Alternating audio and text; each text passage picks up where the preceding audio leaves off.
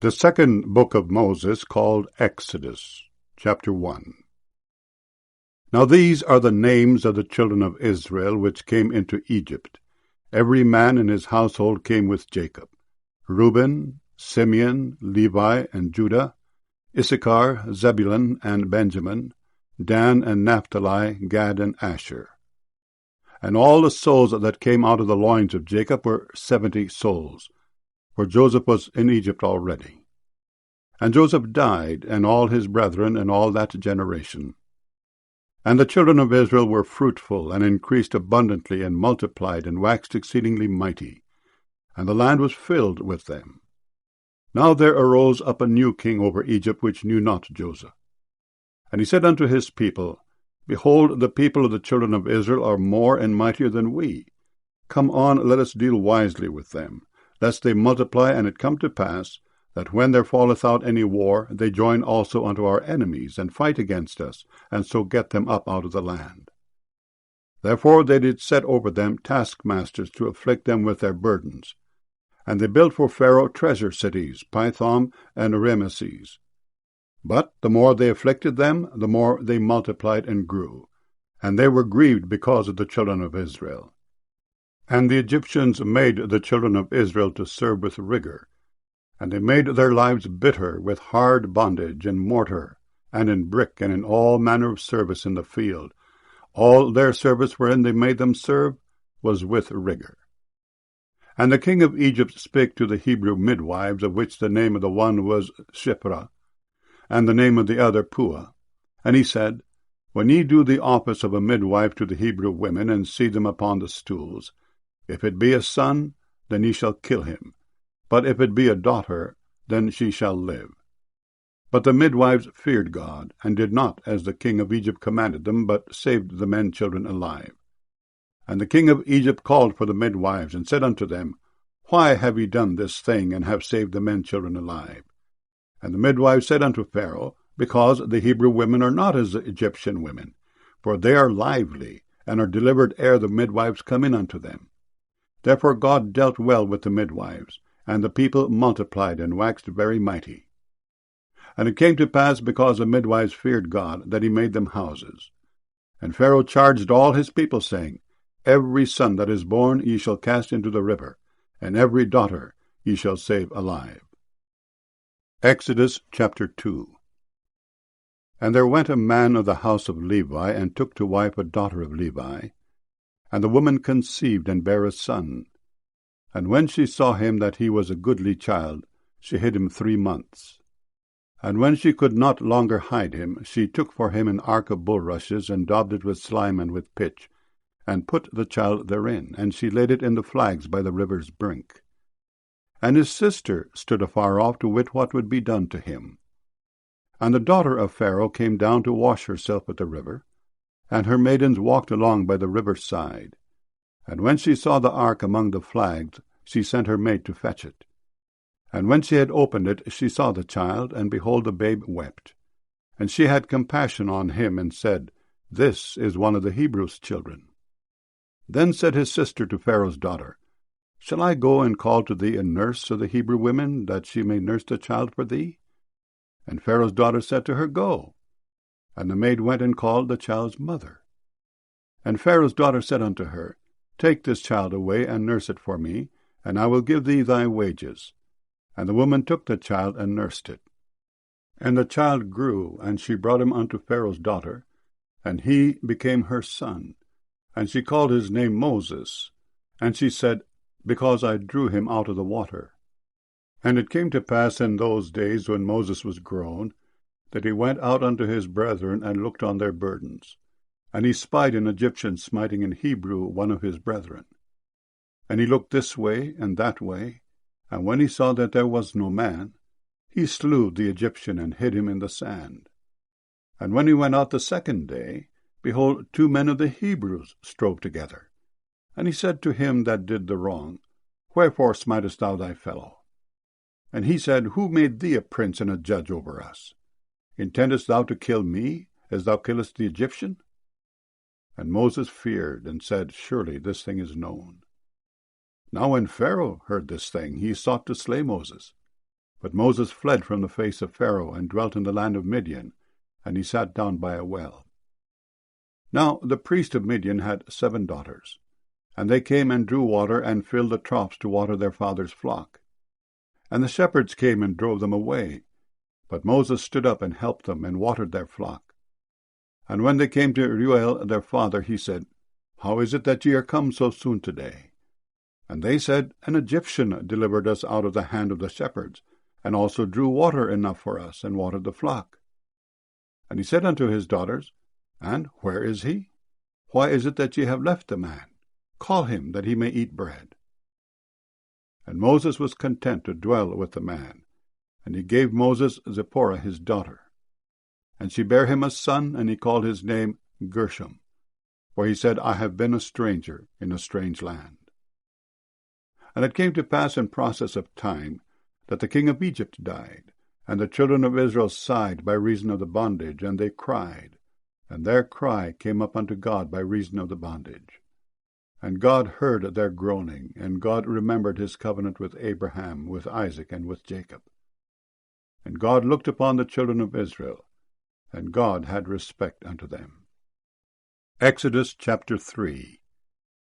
Now Moses kept the flock of Jethro his father-in-law, the priest of Midian, and he led the flock to the backside of the desert, and came to the mountain of God, even to Horeb. And the angel of the Lord appeared unto him in a flame of fire out of the midst of a bush. And he looked, and behold, the bush burned with fire, and the bush was not consumed. And Moses said, I will now turn aside and see this great sight, why the bush is not burnt. And when the Lord saw that he turned aside to see, God called unto him out of the midst of the bush, and said, Moses, Moses. And he said, Here am I. And he said, Draw not nigh hither, put off thy shoes from off thy feet, for the place whereon thou standest is holy ground. Moreover he said, I am the God of thy father, the God of Abraham, the God of Isaac, and the God of Jacob. And Moses hid his face, for he was afraid to look upon God. And the Lord said, I have surely seen the affliction of my people which are in Egypt, and have heard their cry by reason of their taskmasters, for I know their sorrows. And I am come down to deliver them out of the hand of the Egyptians, and to bring them up out of that land unto a good land and a large, unto a land flowing with milk and honey, unto the place of the Canaanites, and the Hittites, and the Amorites, and the Perizzites, and the Hivites, and the Jebusites. Now therefore, behold, the cry of the children of Israel is come unto me, and I have also seen the oppression wherewith the Egyptians oppressed them. Come now therefore, and I will send thee unto Pharaoh, that thou mayest bring forth my people, the children of Israel, out of Egypt. And Moses said unto God, Who am I, that I should go unto Pharaoh, and that I should bring forth the children of Israel out of Egypt? And he said, Certainly I will be with thee, and this shall be a token unto thee that I have sent thee. When thou hast brought forth the people out of Egypt, ye shall serve God upon this mountain. And Moses said unto God, Behold, when I come unto the children of Israel, and shall say unto them, The God of your fathers hath sent me unto you, and they shall say to me, What is his name? What shall I say unto them? And God said unto Moses, I am that I am. And he said, Thus shalt thou say unto the children of Israel, I am hath sent me unto you. And God said moreover unto Moses, Thus shalt thou say unto the children of Israel, The Lord God of your fathers, the God of Abraham, the God of Isaac, and the God of Jacob hath sent me unto you. This is my name forever, and this is my memorial unto all generations. Go and gather the elders of Israel together, and say unto them, The Lord God of your fathers, the God of Abraham, of Isaac, and of Jacob, appeared unto me, saying, I have surely visited you, and seen that which is done to you in Egypt. And I have said, I will bring you up out of the affliction of Egypt unto the land of the Canaanites, and the Hittites, and the Amorites, and the Perizzites, and the Hivites, and the Jebusites, unto a land flowing with milk and honey. And they shall hearken to thy voice. And thou shalt come, thou and the elders of Israel, unto the king of Egypt, and ye shall say unto him, The Lord God of the Hebrews hath met with us. And now let us go, we beseech thee, 3 days' journey into the wilderness, that we may sacrifice to the Lord our God. And I am sure that the king of Egypt will not let you go. No, not by a mighty hand. And I will stretch out my hand, and smite Egypt with all my wonders, which I will do in the midst thereof. And after that he will let you go. And I will give this people favor in the sight of the Egyptians. And it shall come to pass that when ye go, ye shall not go empty, but every woman shall borrow of her neighbor, and of her that sojourneth in her house, jewels of silver, and jewels of gold, and raiment.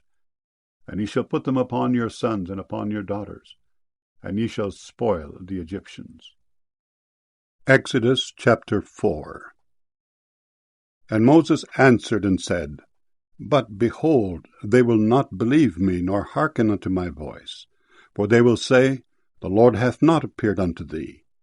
And the Lord said unto him, What is that in thine hand? And he said, A rod. And he said, Cast it on the ground. And he cast it on the ground, and it became a serpent, and Moses fled from before it. And the Lord said unto Moses, Put forth thine hand, and take it by the tail. And he put forth his hand, and caught it, and it became a rod in his hand, that they may believe that the Lord God of their fathers, the God of Abraham, the God of Isaac, and the God of Jacob, hath appeared unto thee. And the Lord said furthermore unto him, Put now thine hand into thy bosom. And he put his hand into his bosom, and when he took it out, behold, his hand was leprous as snow. And he said, Put thine hand into thy bosom again. And he put his hand into his bosom again, and plucked it out of his bosom, and behold, it was turned again as his other flesh. And it shall come to pass, if they will not believe thee, neither hearken to the voice of the first sign, that they will believe the voice of the latter sign. And it shall come to pass, if they will not believe also these two signs, neither hearken unto thy voice, that thou shalt take of the water of the river, and pour it upon the dry land, and the water which thou takest out of the river shall become blood upon the dry land. And Moses said unto the Lord, O my Lord, I am not eloquent, neither heretofore, nor since thou hast spoken unto thy servant, but I am slow of speech, and of a slow tongue. And the Lord said unto him, Who hath made man's mouth? Or who maketh the dumb, or deaf, or the seeing, or the blind? Have not I the Lord? Now therefore go, and I will be with thy mouth, and teach thee what thou shalt say. And he said, O my Lord, send, I pray thee, by the hand of him whom thou wilt send. And the anger of the Lord was kindled against Moses, and he said, Is not Aaron the Levite thy brother? I know that he can speak well, and also, behold, he cometh forth to meet thee. And when he seeth thee, he will be glad in his heart. And thou shalt speak unto him, and put words in his mouth. And I will be with thy mouth, and with his mouth, and will teach you what ye shall do. And he shall be thy spokesman unto the people, and he shall be to thee instead of a mouth, and thou shalt be to him instead of God. And thou shalt take this rod in thine hand, wherewith thou shalt do signs. And Moses went and returned to Jethro his father-in-law, and said unto him, Let me go, I pray thee, and return unto my brethren which are in Egypt, and see whether they be yet alive. And Jethro said to Moses, Go in peace. And the Lord said unto Moses in Midian, Go, return into Egypt, for all the men are dead which sought thy life. And Moses took his wife and his sons, and set them upon an ass, and he returned to the land of Egypt. And Moses took the rod of God in his hand. And the Lord said unto Moses, When thou goest to return into Egypt, see that thou do all those wonders before Pharaoh which I have put in thine hand. But I will harden his heart, that he shall not let the people go. And thou shalt say unto Pharaoh, Thus saith the Lord, Israel is my son, even my firstborn. And I say unto thee, Let my son go, that he may serve me. And if thou refuse to let him go, behold, I will slay thy son, even thy firstborn. And it came to pass by the way in the inn that the Lord met him, and sought to kill him. Then Zipporah took a sharp stone, and cut off the foreskin of her son, and cast it at his feet, and said, Surely a bloody husband art thou to me. So he let him go. Then she said, A bloody husband thou art, because of the circumcision. And the Lord said to Aaron, Go into the wilderness to meet Moses. And he went and met him in the mount of God, and kissed him. And Moses told Aaron all the words of the Lord who had sent him, and all the signs which he had commanded him. And Moses and Aaron went and gathered together all the elders of the children of Israel. And Aaron spake all the words which the Lord had spoken unto Moses, and did the signs in the sight of the people. And the people believed. And when they heard that the Lord had visited the children of Israel, and that he had looked upon their affliction, then they bowed their heads and worshipped. Exodus chapter 5. And afterward Moses and Aaron went in and told Pharaoh, Thus saith the Lord God of Israel, Let my people go, that they may hold a feast unto me in the wilderness. And Pharaoh said, Who is the Lord, that I should obey his voice to let Israel go? I know not the Lord, neither will I let Israel go. And they said, The God of the Hebrews hath met with us. Let us go, we pray thee, 3 days' journey into the desert, and sacrifice unto the Lord our God, lest he fall upon us with pestilence or with the sword. And the king of Egypt said unto them, Wherefore do ye, Moses and Aaron, let the people from their works? Get you unto your burdens. And Pharaoh said, Behold, the people of the land now are many, and ye make them rest from their burdens. And Pharaoh commanded the same day the taskmasters of the people and their officers, saying, Ye shall no more give the people straw to make brick, as heretofore. Let them go and gather straw for themselves. And the tale of the bricks which they did make heretofore, ye shall lay upon them. Ye shall not diminish aught thereof, for they be idle. Therefore they cry, saying, Let us go and sacrifice to our God. Let their more work be laid upon the men, that they may labor therein, and let them not regard vain words. And the taskmasters of the people went out, and their officers, and they spake to the people, saying, Thus saith Pharaoh, I will not give you straw. Go ye, get you straw where ye can find it, yet not aught of your work shall be diminished. So the people were scattered abroad throughout all the land of Egypt to gather stubble instead of straw. And the taskmasters hasted them, saying, Fulfill your works, your daily tasks, as when there was straw. And the officers of the children of Israel, which Pharaoh's taskmasters had set over them, were beaten, and demanded, Wherefore have ye not fulfilled your task in making brick, both yesterday and today as heretofore? Then the officers of the children of Israel came and cried unto Pharaoh, saying, Wherefore dealest thou thus with thy servants? There is no straw given unto thy servants, and they say to us, Make brick. And behold, thy servants are beaten, but the fault is in thine own people. But he said, Ye are idle, ye are idle. Therefore ye say, Let us go and do sacrifice to the Lord. Go therefore now and work, for there shall no straw be given you, yet shall ye deliver the tale of bricks. And the officers of the children of Israel did see that they were in evil case, after it was said, Ye shall not minish aught from your bricks of your daily task. And they met Moses and Aaron, who stood in the way as they came forth from Pharaoh, and they said unto them, The Lord look upon you and judge, because ye have made our sabre to be abhorred in the eyes of Pharaoh and in the eyes of his servants, to put a sword in their hand to slay us. And Moses returned unto the Lord, and said, Lord, wherefore hast thou so evil entreated this people? Why is it that thou hast sent me? For since I came to Pharaoh to speak in thy name, he hath done evil to this people, neither hast thou delivered thy people at all. Exodus chapter 6. Then the Lord said unto Moses, Now shalt thou see what I will do to Pharaoh. For with a strong hand shall he let them go, and with a strong hand shall he drive them out of his land. And God spake unto Moses, and said unto him, I am the Lord. And I appeared unto Abraham, unto Isaac, and unto Jacob by the name of God Almighty. But by my name Jehovah was I not known to them. And I have also established my covenant with them, to give them the land of Canaan, the land of their pilgrimage, wherein they were strangers. And I have also heard the groaning of the children of Israel, whom the Egyptians keep in bondage, and I have remembered my covenant. Wherefore say unto the children of Israel, I am the Lord, and I will bring you out from under the burdens of the Egyptians, and I will rid you out of their bondage, and I will redeem you with a stretched out arm and with great judgments. And I will take you to me for a people, and I will be to you a God. And ye shall know that I am the Lord your God, which bringeth you out from under the burdens of the Egyptians.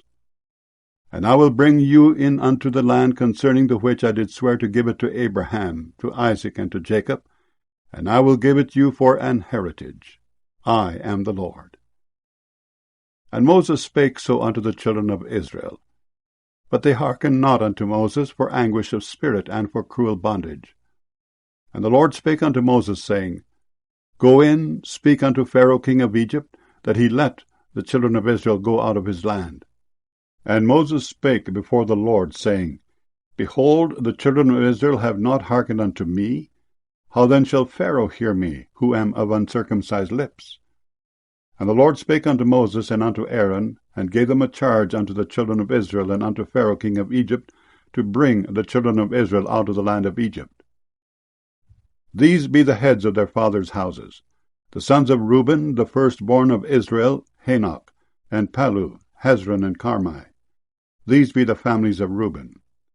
And the sons of Simeon, Jemuel, and Jamin, and Ohad, and Jachin, and Zohar, and Sheol, the son of a Canaanitish woman. These are the families of Simeon. And these are the names of the sons of Levi according to their generations, Gershon, and Kohath, and Merari.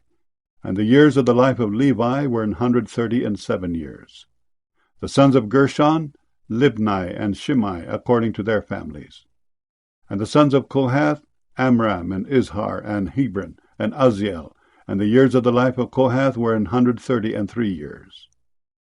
And the sons of Merari, Mahali, and Mushai. These are the families of Levi according to their generations. And Amram took him Jochebed his father's sister to wife, and she bare him Aaron and Moses. And the years of the life of Amram were 137 years. And the sons of Izhar, Korah, and Nepheg, and Zichri.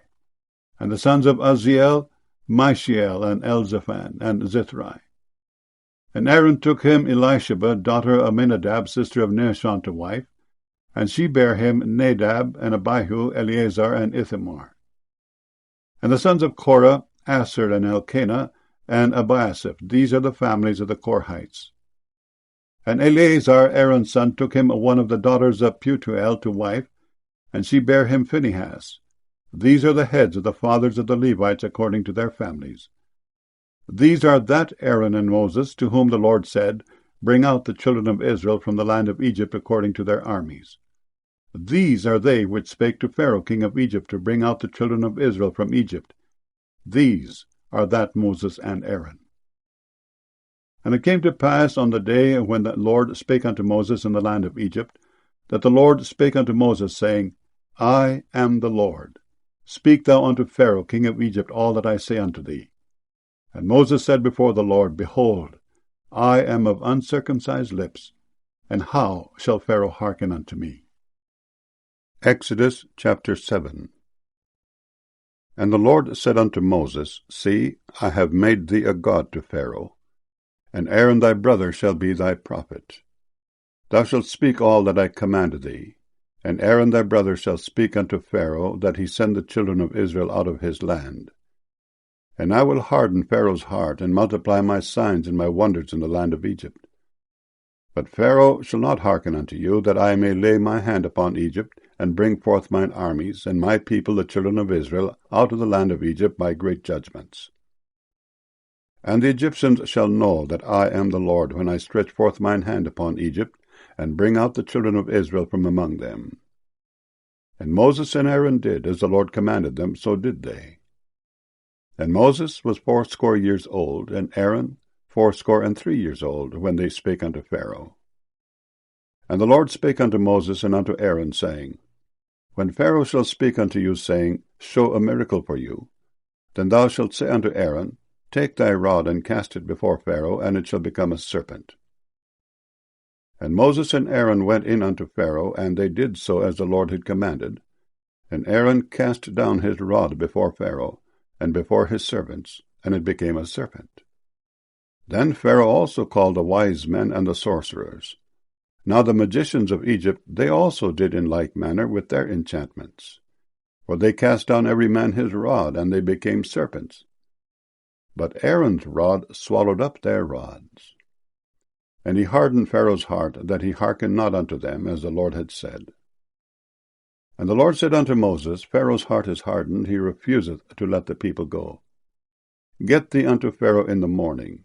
Lo, he goeth out unto the water, and thou shalt stand by the river's brink against he come, and the rod which was turned to a serpent shalt thou take in thine hand. And thou shalt say unto him, The Lord God of the Hebrews hath sent me unto thee, saying, Let my people go, that they may serve me in the wilderness. And behold, hitherto thou wouldest not hear. Thus saith the Lord, In this thou shalt know that I am the Lord. Behold, I will smite with the rod that is in mine hand upon the waters which are in the river, and they shall be turned to blood. And the fish that is in the river shall die, and the river shall stink. And the Egyptians shall loathe to drink of the water of the river. And the Lord spake unto Moses, Say unto Aaron, Take thy rod, and stretch out thine hand upon the waters of Egypt, upon their streams, upon their rivers, and upon their ponds, and upon all their pools of water, that they may become blood. And that there may be blood throughout all the land of Egypt, both in vessels of wood and in vessels of stone. And Moses and Aaron did so, as the Lord commanded. And he lifted up the rod, and smote the waters that were in the river in the sight of Pharaoh, and in the sight of his servants. And all the waters that were in the river were turned to blood. And the fish that was in the river died, and the river stank, and the Egyptians could not drink of the water of the river. And there was blood throughout all the land of Egypt. And the magicians of Egypt did so with their enchantments. And Pharaoh's heart was hardened, neither did he hearken unto them, as the Lord had said. And Pharaoh turned and went into his house, neither did he set his heart to this also. And all the Egyptians digged round about the river for water to drink, for they could not drink of the water of the river. And 7 days were fulfilled after that the Lord had smitten the river. Exodus chapter 8. And the Lord spake unto Moses, Go unto Pharaoh, and say unto him, Thus saith the Lord, Let my people go, that they may serve me. And if thou refuse to let them go, behold, I will smite all thy borders with frogs. And the river shall bring forth frogs abundantly, which shall go up and come into thine house, and into thy bedchamber, and upon thy bed, and into the house of thy servants, and upon thy people, and into thine ovens, and into thy kneading troughs. And the frogs shall come up both on thee, and upon thy people, and upon all thy servants. And the Lord spake unto Moses, Say unto Aaron, Stretch forth thine hand with thy rod over the streams, over the rivers, and over the ponds, and cause frogs to come up upon the land of Egypt. And Aaron stretched out his hand over the waters of Egypt, and the frogs came up and covered the land of Egypt.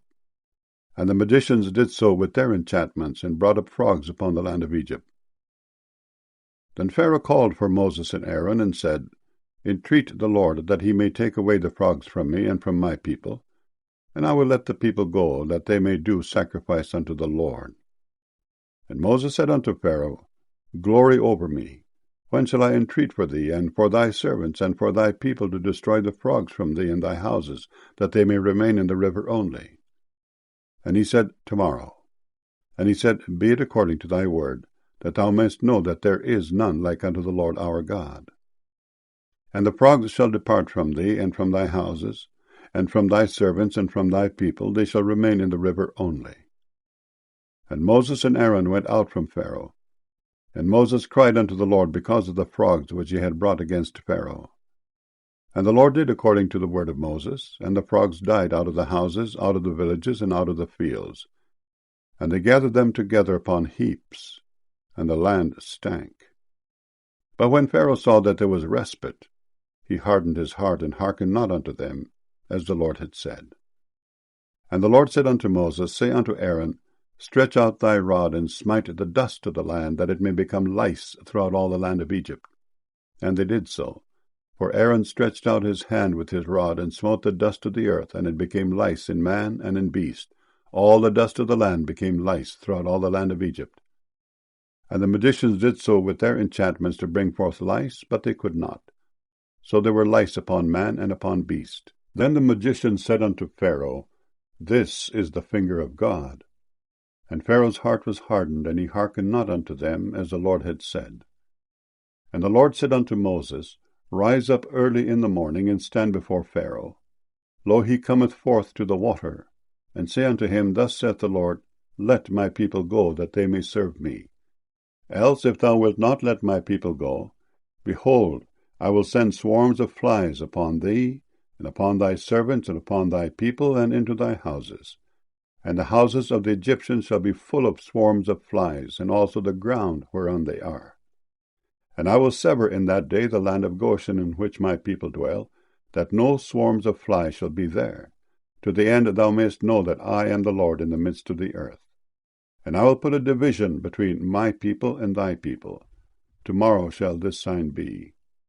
And the Lord did so, and there came a grievous swarm of flies into the house of Pharaoh, and into his servants' houses, and into all the land of Egypt. The land was corrupted by reason of the swarm of flies. And Pharaoh called for Moses and for Aaron, and said, Go ye, sacrifice to your God in the land. And Moses said, It is not meet so to do. For we shall sacrifice the abomination of the Egyptians to the Lord our God. Lo, shall we sacrifice the abomination of the Egyptians before their eyes? And will they not stone us?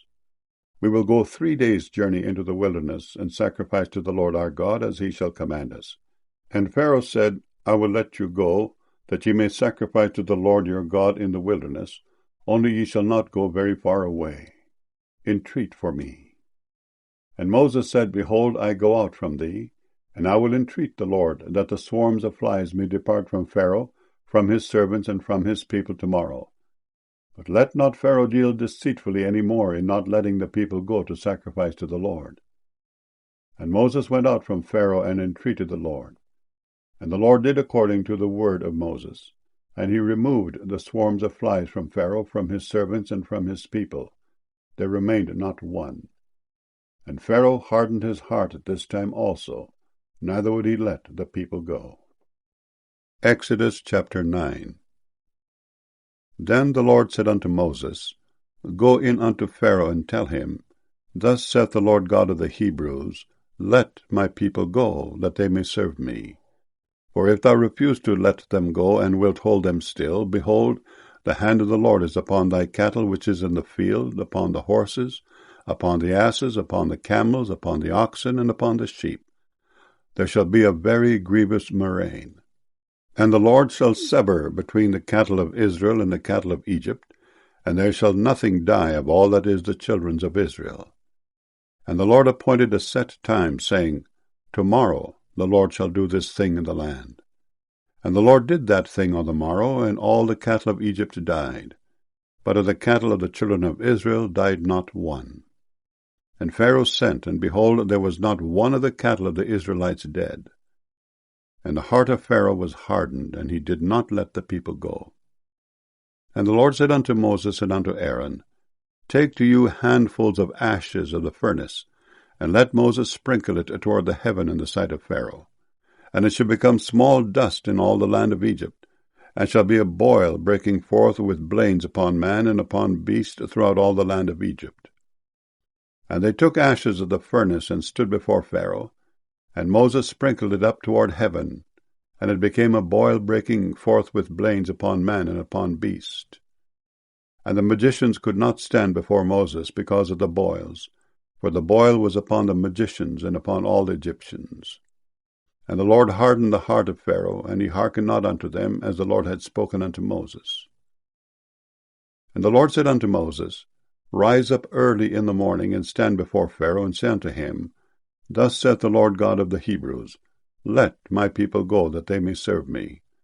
For I will at this time send all my plagues upon thine heart, and upon thy servants, and upon thy people, that thou mayest know that there is none like me in all the earth. For now I will stretch out my hand, that I may smite thee and thy people with pestilence, and thou shalt be cut off from the earth. And in very deed for this cause have I raised thee up, for to show in thee my power, and that my name may be declared throughout all the earth. As yet exaltest thou thyself against my people, that thou wilt not let them go? Behold, tomorrow about this time I will cause it to rain a very grievous hail, such as hath not been in Egypt since the foundation thereof even until now. Send therefore now, and gather thy cattle, and all that thou hast in the field. For upon every man and beast which shall be found in the field, and shall not be brought home, the hail shall come down upon them, and they shall die. He that feared the word of the Lord among the servants of Pharaoh made his servants and his cattle flee into the houses. And he that regarded not the word of the Lord left his servants and his cattle in the field. And the Lord said unto Moses, Stretch forth thine hand toward heaven, that there may be hail in all the land of Egypt, upon man, and upon beast, and upon every herb of the field throughout the land of Egypt. And Moses stretched forth his rod toward heaven, and the Lord sent thunder and hail, and the fire ran along upon the ground, and the Lord rained hail upon the land of Egypt. So there was hail and fire mingled with the hail, very grievous, such as there was none like it in all the land of Egypt since it became a nation. And the hail smote throughout all the land of Egypt all that was in the field, both man and beast.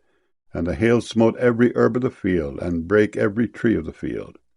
Only in the land of Goshen, where the children of Israel were, was there no hail.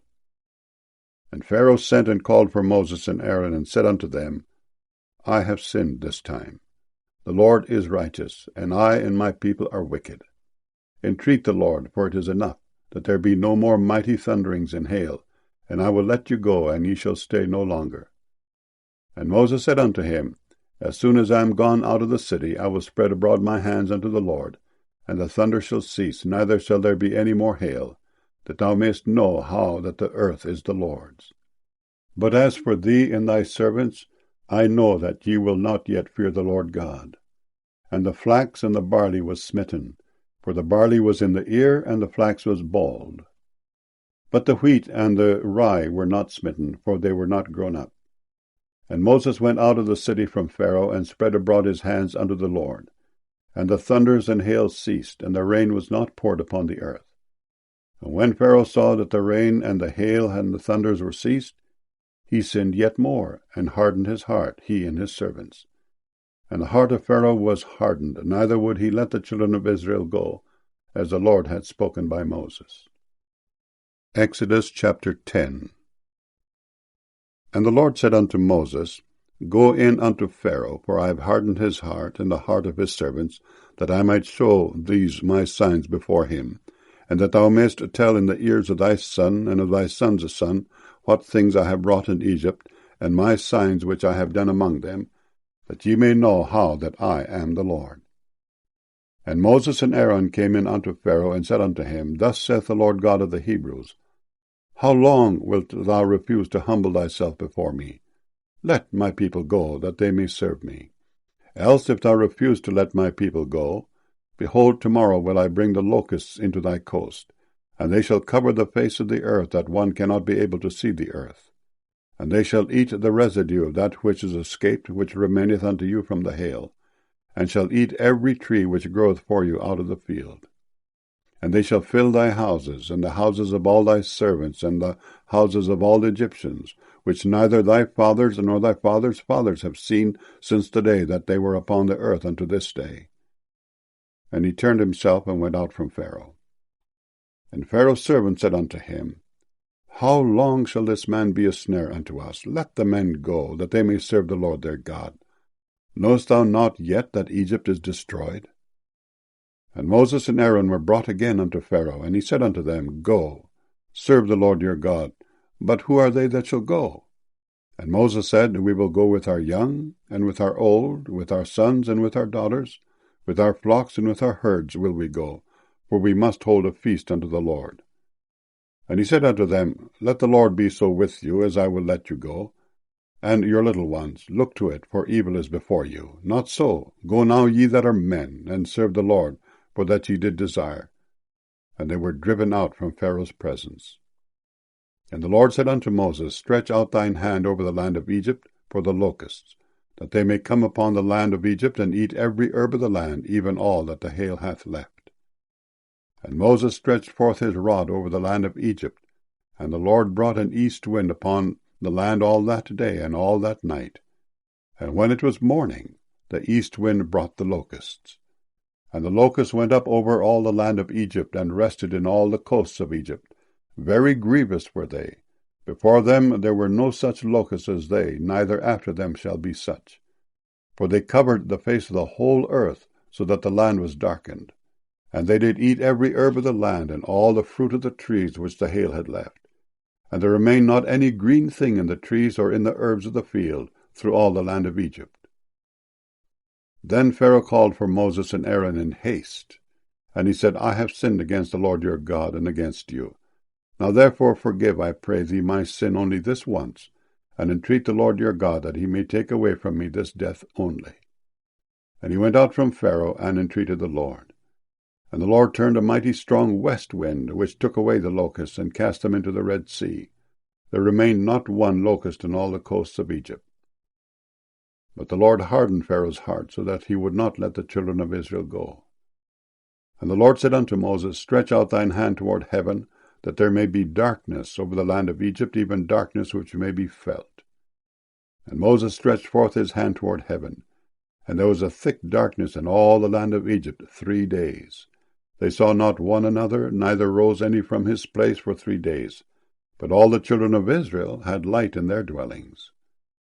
And Pharaoh called unto Moses, and said, Go ye, serve the Lord. Only let your flocks and your herds be stayed. Let your little ones also go with you. And Moses said, Thou must give us also sacrifice and burnt offerings, that we may sacrifice unto the Lord our God. Our cattle also shall go with us. There shall not an hoof be left behind, for thereof must we take to serve the Lord our God. And we know not with what we must serve the Lord until we come thither. But the Lord hardened Pharaoh's heart, and he would not let them go. And Pharaoh said unto him, Get thee from me, take heed to thyself, see my face no more. For in that day thou seest my face, thou shalt die. And Moses said, Thou hast spoken well. I will see thy face again no more.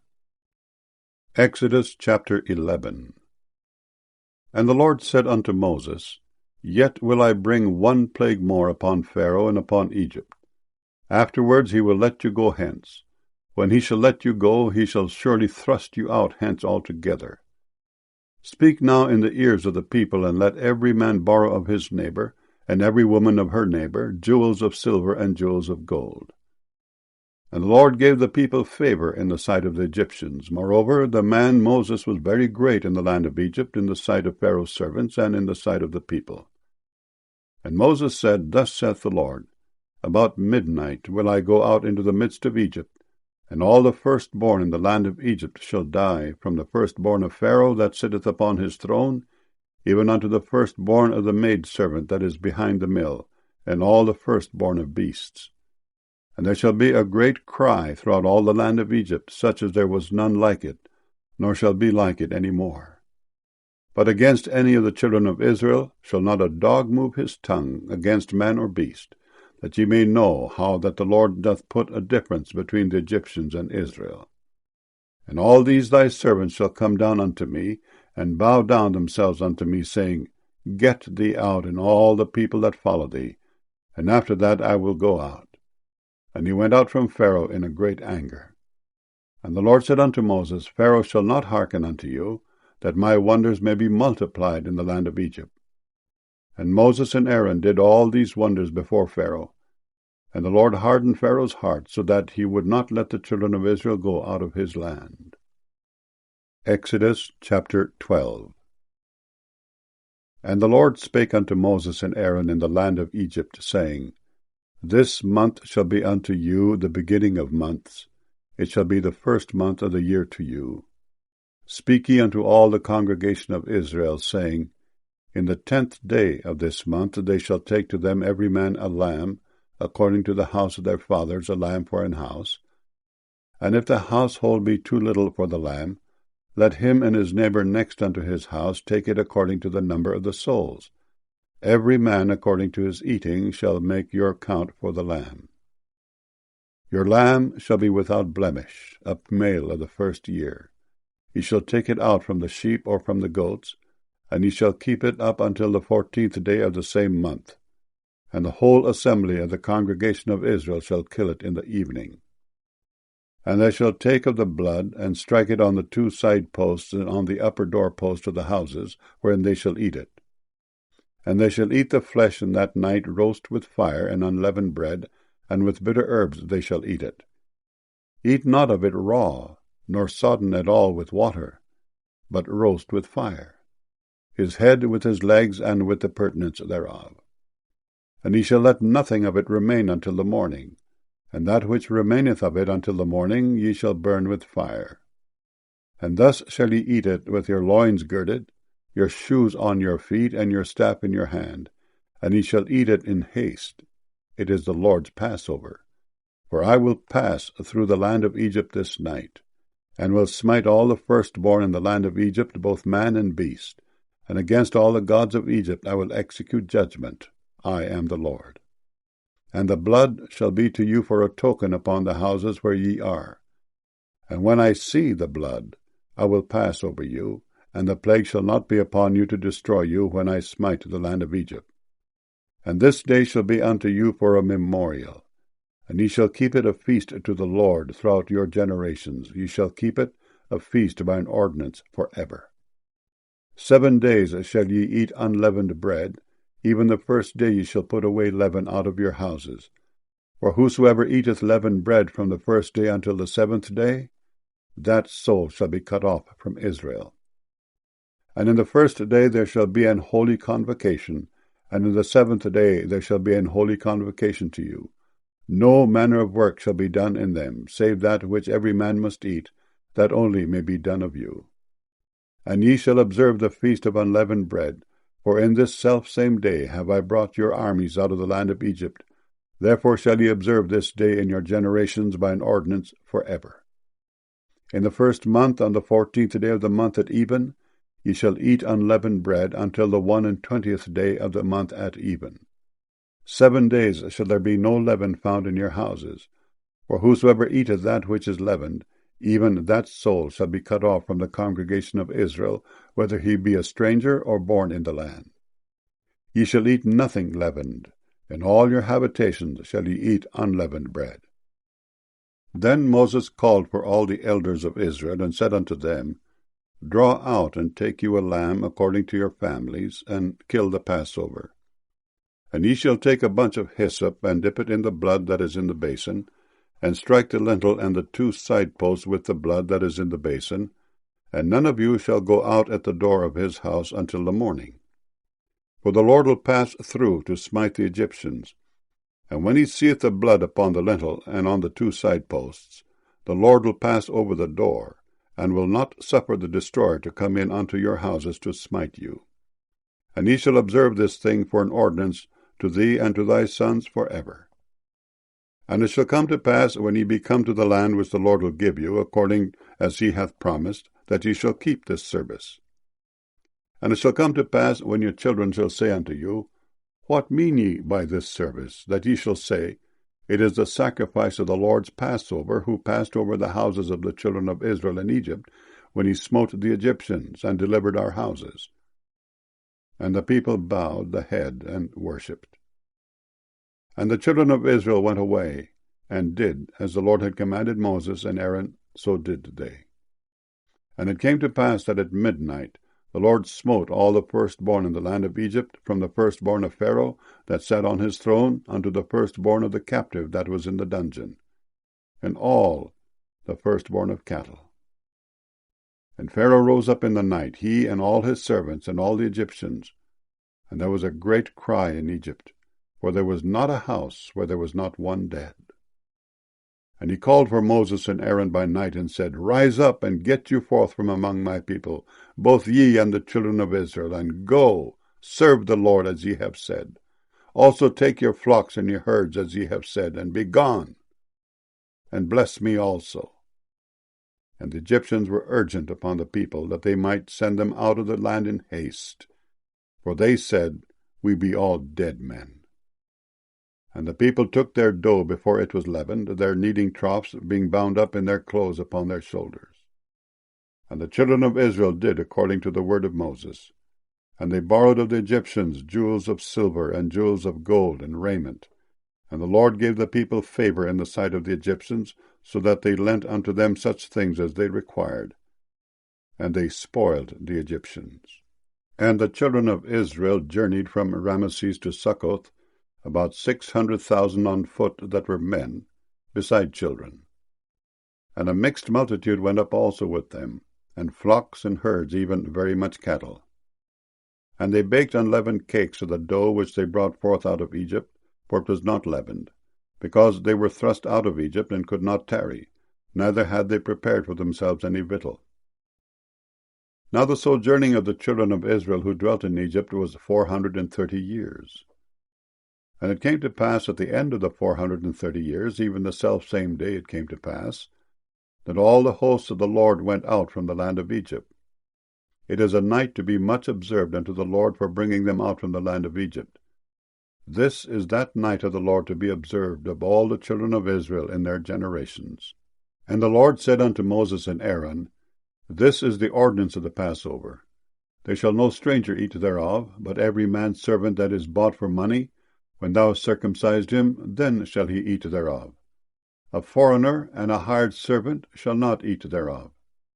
In one house shall it be eaten. Thou shalt not carry forth aught of the flesh abroad out of the house, neither shall he break a bone thereof. All the congregation of Israel shall keep it. And when a stranger shall sojourn with thee, and will keep the Passover to the Lord, let all his males be circumcised, and then let him come near and keep it. And he shall be as one that is born in the land, for no uncircumcised person shall eat thereof. One law shall be to him that is homeborn, and unto the stranger that sojourneth among you. Thus did all the children of Israel, as the Lord commanded Moses and Aaron, so did they. And it came to pass the selfsame day, that the Lord did bring the children of Israel out of the land of Egypt by their armies. Exodus chapter 13. And the Lord spake unto Moses, saying, Sanctify unto me all the firstborn, whatsoever openeth the womb among the children of Israel, both of man and of beast. It is mine. And Moses said unto the people, Remember this day in which ye came out from Egypt out of the house of bondage. For by strength of hand the Lord brought you out from this place. There shall no leavened bread be eaten. This day came ye out in the month Abib. And it shall be, when the Lord shall bring thee into the land of the Canaanites, and the Hittites, and the Amorites, and the Hivites, and the Jebusites, which he sware unto thy fathers to give thee, a land flowing with milk and honey, that thou shalt keep this service in this month.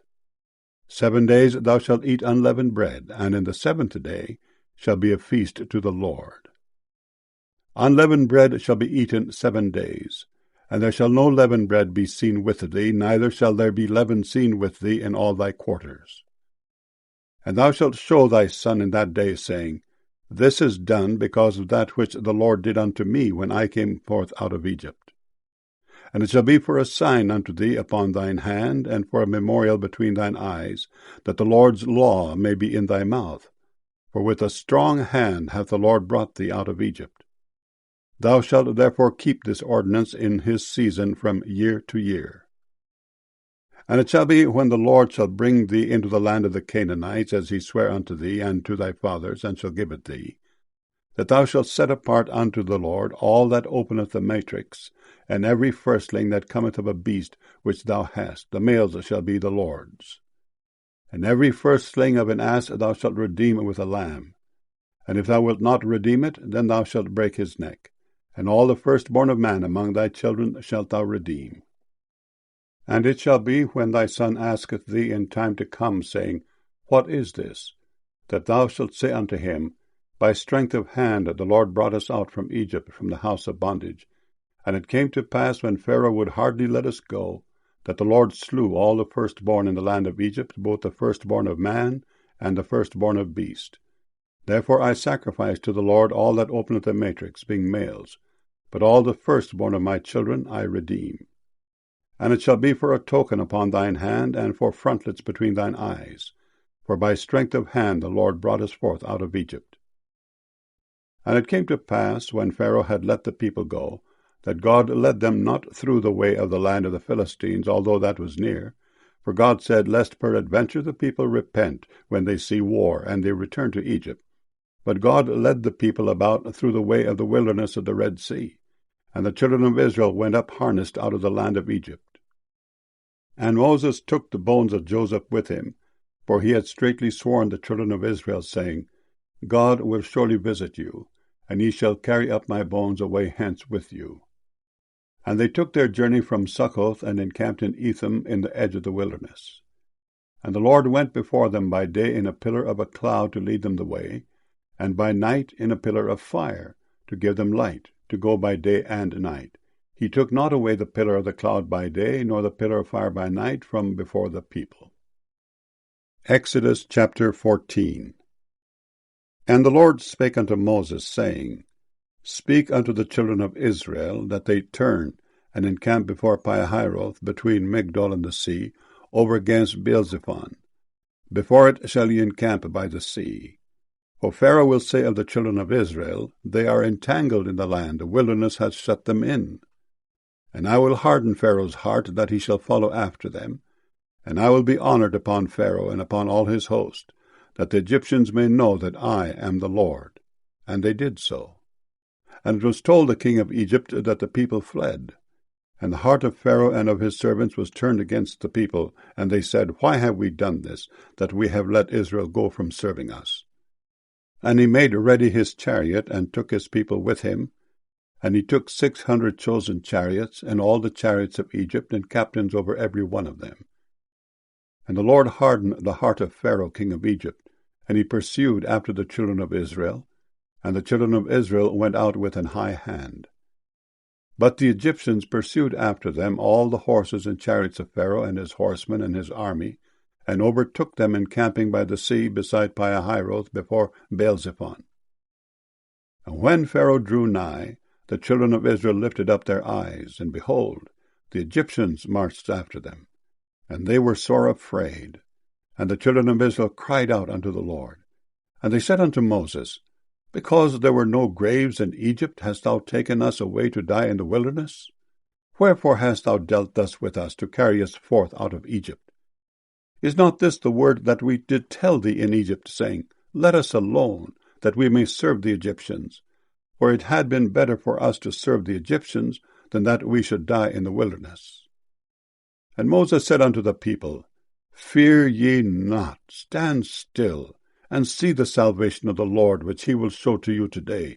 For the Egyptians whom ye have seen today, ye shall see them again no more forever. The Lord shall fight for you, and ye shall hold your peace. And the Lord said unto Moses, Wherefore criest thou unto me? Speak unto the children of Israel, that they go forward. But lift thou up thy rod, and stretch out thine hand over the sea, and divide it. And the children of Israel shall go on dry ground through the midst of the sea. And I, behold, I will harden the hearts of the Egyptians, and they shall follow them. And I will get me honor upon Pharaoh, and upon all his host, upon his chariots, and upon his horsemen. And the Egyptians shall know that I am the Lord, when I have gotten me honor upon Pharaoh, upon his chariots, and upon his horsemen. And the angel of God, which went before the camp of Israel, removed and went behind them. And the pillar of the cloud went from before their face, and stood behind them. And it came between the camp of the Egyptians and the camp of Israel. And it was a cloud and darkness to them, but it gave light by night to these, so that the one came not near the other all the night. And Moses stretched out his hand over the sea, and the Lord caused the sea to go back by a strong east wind all that night, and made the sea dry land, and the waters were divided. And the children of Israel went into the midst of the sea upon the dry ground, and the waters were a wall unto them on their right hand and on their left. And the Egyptians pursued, and went in after them to the midst of the sea, even all Pharaoh's horses, his chariots, and his horsemen. And it came to pass that in the morning watch the Lord looked unto the host of the Egyptians through the pillar of fire and of the cloud, and troubled the host of the Egyptians, and took off their chariot wheels, that they drave them heavily. So that the Egyptians said, Let us flee from the face of Israel, for the Lord fighteth for them against the Egyptians. And the Lord said unto Moses, Stretch out thine hand over the sea, that the waters may come again upon the Egyptians, upon their chariots, and upon their horsemen. And Moses stretched forth his hand over the sea, and the sea returned to his strength when the morning appeared. And the Egyptians fled against it, and the Lord overthrew the Egyptians in the midst of the sea. And the waters returned, and covered the chariots, and the horsemen, and all the host of Pharaoh that came into the sea after them. There remained not so much as one of them. But the children of Israel walked upon dry land in the midst of the sea, and the waters were a wall unto them on their right hand and on their left. Thus the Lord saved Israel that day out of the hand of the Egyptians, and Israel saw the Egyptians dead upon the seashore. And Israel saw that great work which the Lord did upon the Egyptians, And the people feared the Lord, and believed the Lord, and his servant Moses. Exodus chapter 15. Then sang Moses and the children of Israel this song unto the Lord, and spake, saying, I will sing unto the Lord, for he hath triumphed gloriously. The horse and his rider hath he thrown into the sea.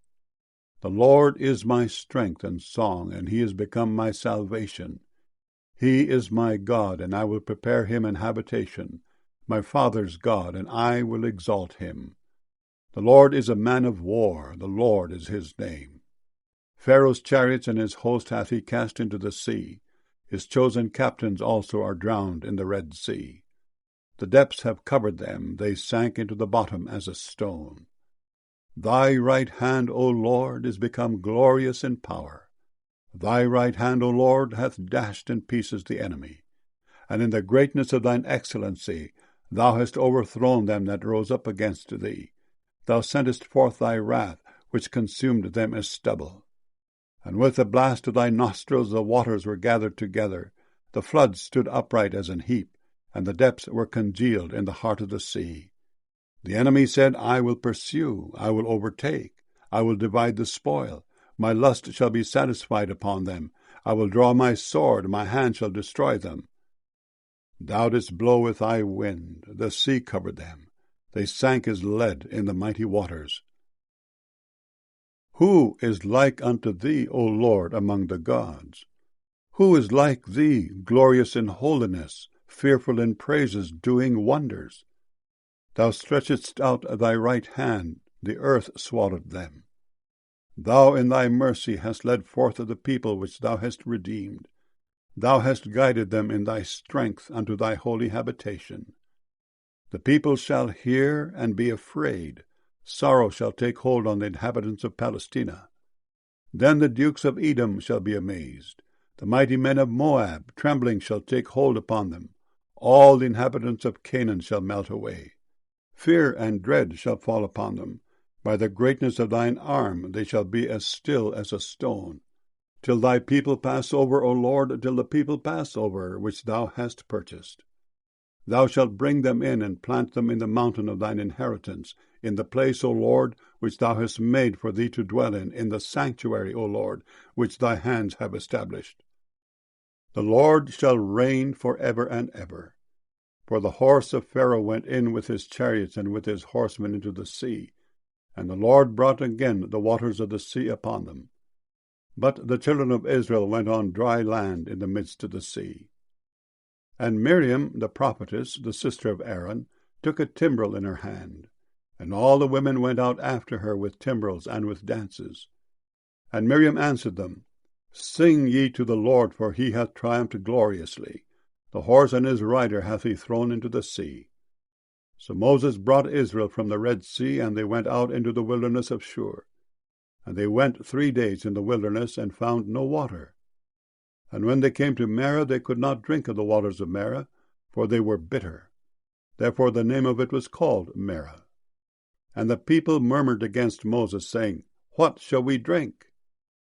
And he cried unto the Lord, and the Lord showed him a tree, which when he had cast into the waters were made sweet.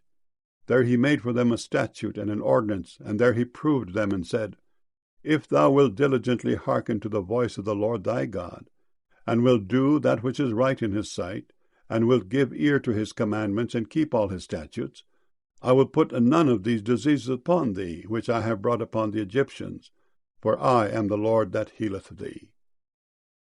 And they came to Elim, where were 12 wells of water, and 70 palm trees, and they encamped there by the waters. Exodus chapter 16. And they took their journey from Elim, and all the congregation of the children of Israel came unto the wilderness of Sin, which is between Elim and Sinai, on the 15th day of the 2nd month after their departing out of the land of Egypt. And the whole congregation of the children of Israel murmured against Moses and Aaron in the wilderness. And the children of Israel said unto them, Would to God we had died by the hand of the Lord in the land of Egypt, when we sat by the flesh pots, and when we did eat bread to the full. for ye have brought us forth into this wilderness to kill this whole assembly with hunger. Then said the Lord unto Moses, Behold, I will rain bread from heaven for you. And the people shall go out and gather a certain rate every day, that I may prove them, whether they will walk in my law or no. And it shall come to pass, that on the 6th day they shall prepare that which they bring in. And it shall be twice as much as they gather daily. And Moses and Aaron said unto all the children of Israel, At even then ye shall know that the Lord hath brought you out from the land of Egypt. And in the morning then ye shall see the glory of the Lord, for that he heareth your murmurings against the Lord. And what are we, that ye murmur against us? And Moses said, This shall be, when the Lord shall give you in the evening flesh to eat, and in the morning bread to the full, for that the Lord heareth your murmurings which ye murmured against him. And what are we? Your murmurings are not against us, but against the Lord. And Moses spake unto Aaron, Say unto all the congregation of the children of Israel, Come near before the Lord, for he hath heard your murmurings. And it came to pass, as Aaron spake unto the whole congregation of the children of Israel, that they looked toward the wilderness, and behold, the glory of the Lord appeared in the cloud. And the Lord spake unto Moses, saying, I have heard the murmurings of the children of Israel. Speak unto them, saying, At even ye shall eat flesh, and in the morning ye shall be filled with bread, and ye shall know that I am the Lord your God. And it came to pass that at even the quails came up, and covered the camp. And in the morning the dew lay round about the host. And when the dew that lay was gone up, behold, upon the face of the wilderness there lay a small round thing, as small as the hoarfrost on the ground. And when the children of Israel saw it, they said one to another, It is manna, for they wist not what it was. And Moses said unto them, This is the bread which the Lord hath given you to eat. This is the thing which the Lord hath commanded. Gather of it every man according to his eating, an omer for every man according to the number of your persons. Take ye every man for them which are in his tents. And the children of Israel did so, and gathered some more, some less. And when they did meet it with an omer, he that gathered much had nothing over, and he that gathered little had no lack. They gathered every man according to his eating. And Moses said, Let no man leave of it till the morning. Notwithstanding, they hearkened not unto Moses, but some of them left of it until the morning, and it bred worms and stank. And Moses was wroth with them. And they gathered it every morning, every man according to his eating, and when the sun waxed hot, it melted. And it came to pass that on the 6th day they gathered twice as much bread, 2 omers for one man, and all the rulers of the congregation came and told Moses. And he said unto them, This is that which the Lord hath said.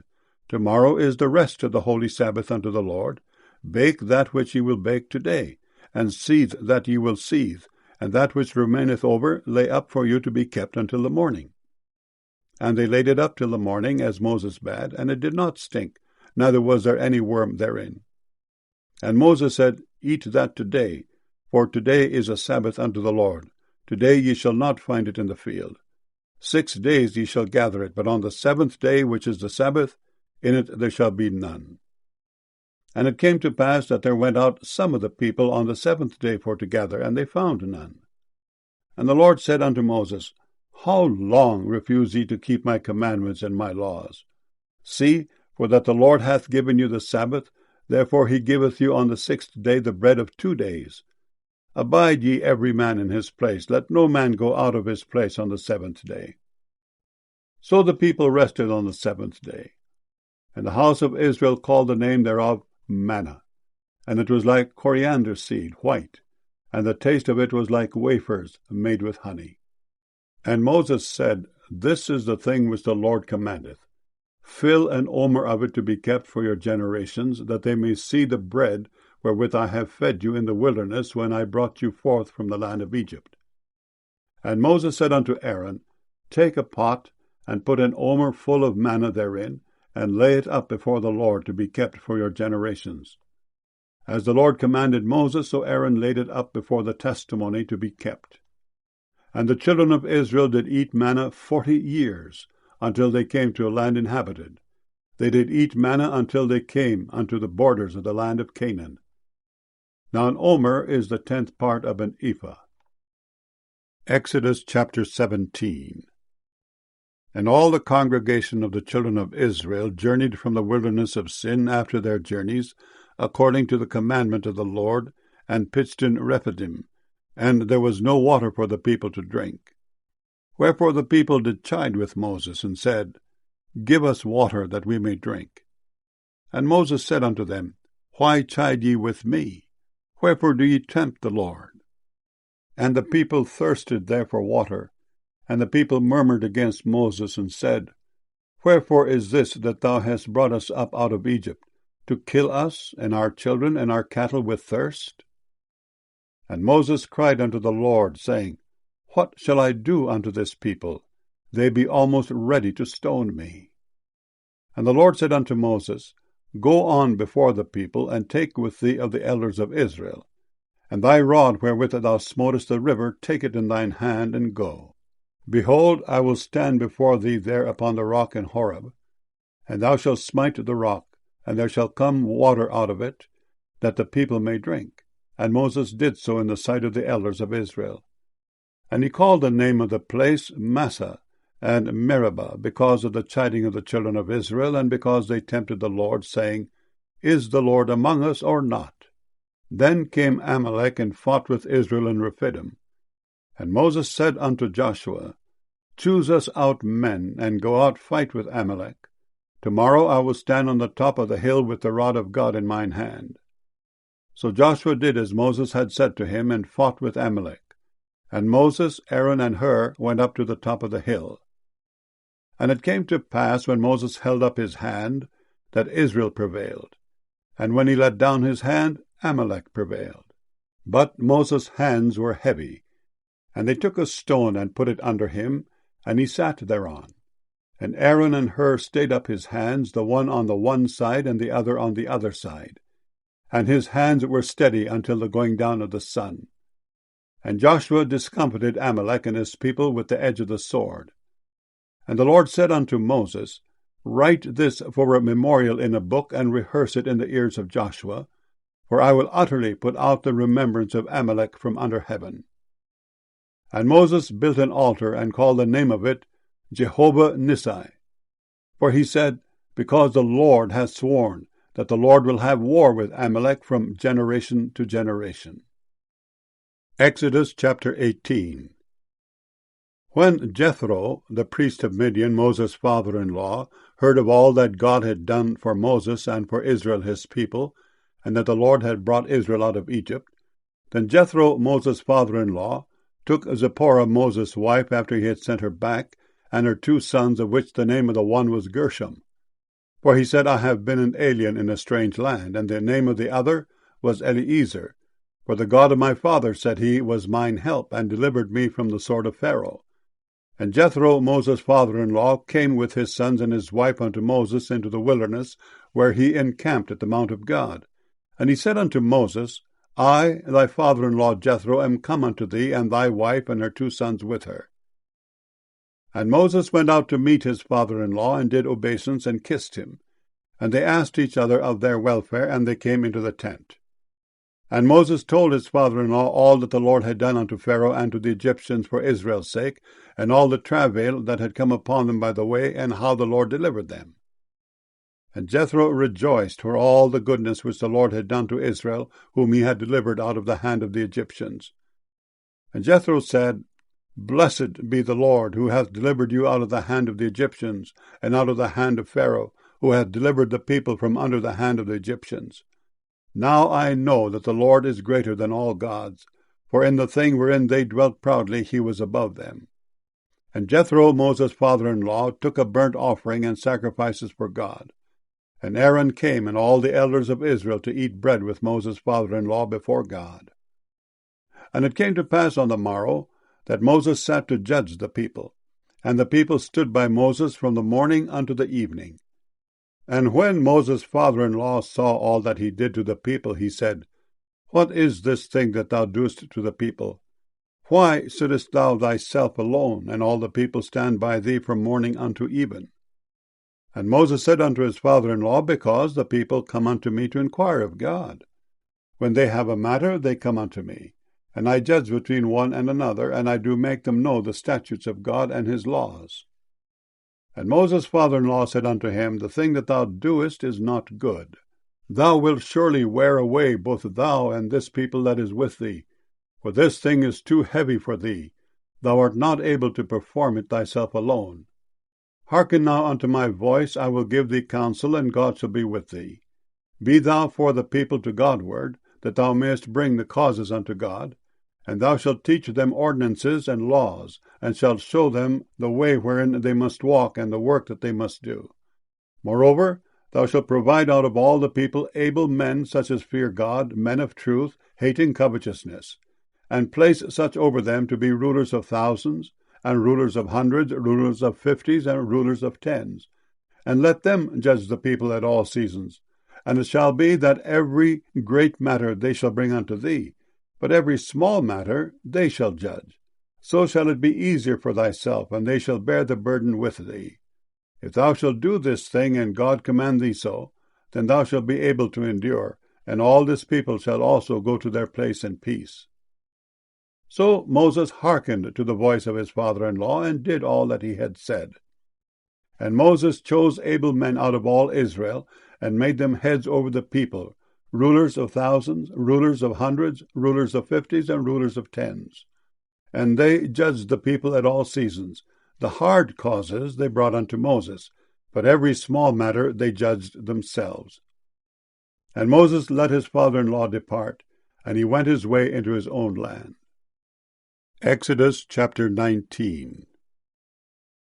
In the 3rd month, when the children of Israel were gone forth out of the land of Egypt, the same day came they into the wilderness of Sinai. For they were departed from Rephidim, and were come to the desert of Sinai, and had pitched in the wilderness. And there Israel camped before the mount.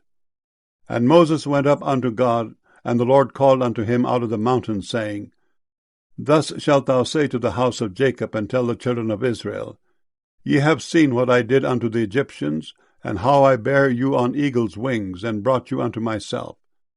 Now therefore, if ye will obey my voice indeed, and keep my covenant, then ye shall be a peculiar treasure unto me above all people, for all the earth is mine. And ye shall be unto me a kingdom of priests, and an holy nation. These are the words which thou shalt speak unto the children of Israel. And Moses came and called for the elders of the people, and laid before their faces all these words which the Lord commanded him. And all the people answered together, and said, All that the Lord hath spoken we will do. And Moses returned the words of the people unto the Lord. And the Lord said unto Moses, Lo, I come unto thee in a thick cloud, that the people may hear when I speak with thee, and believe thee forever. And Moses told the words of the people unto the Lord. And the Lord said unto Moses, Go unto the people, and sanctify them today and tomorrow, and let them wash their clothes, and be ready against the 3rd day. For the 3rd day the Lord will come down in the sight of all the people upon Mount Sinai.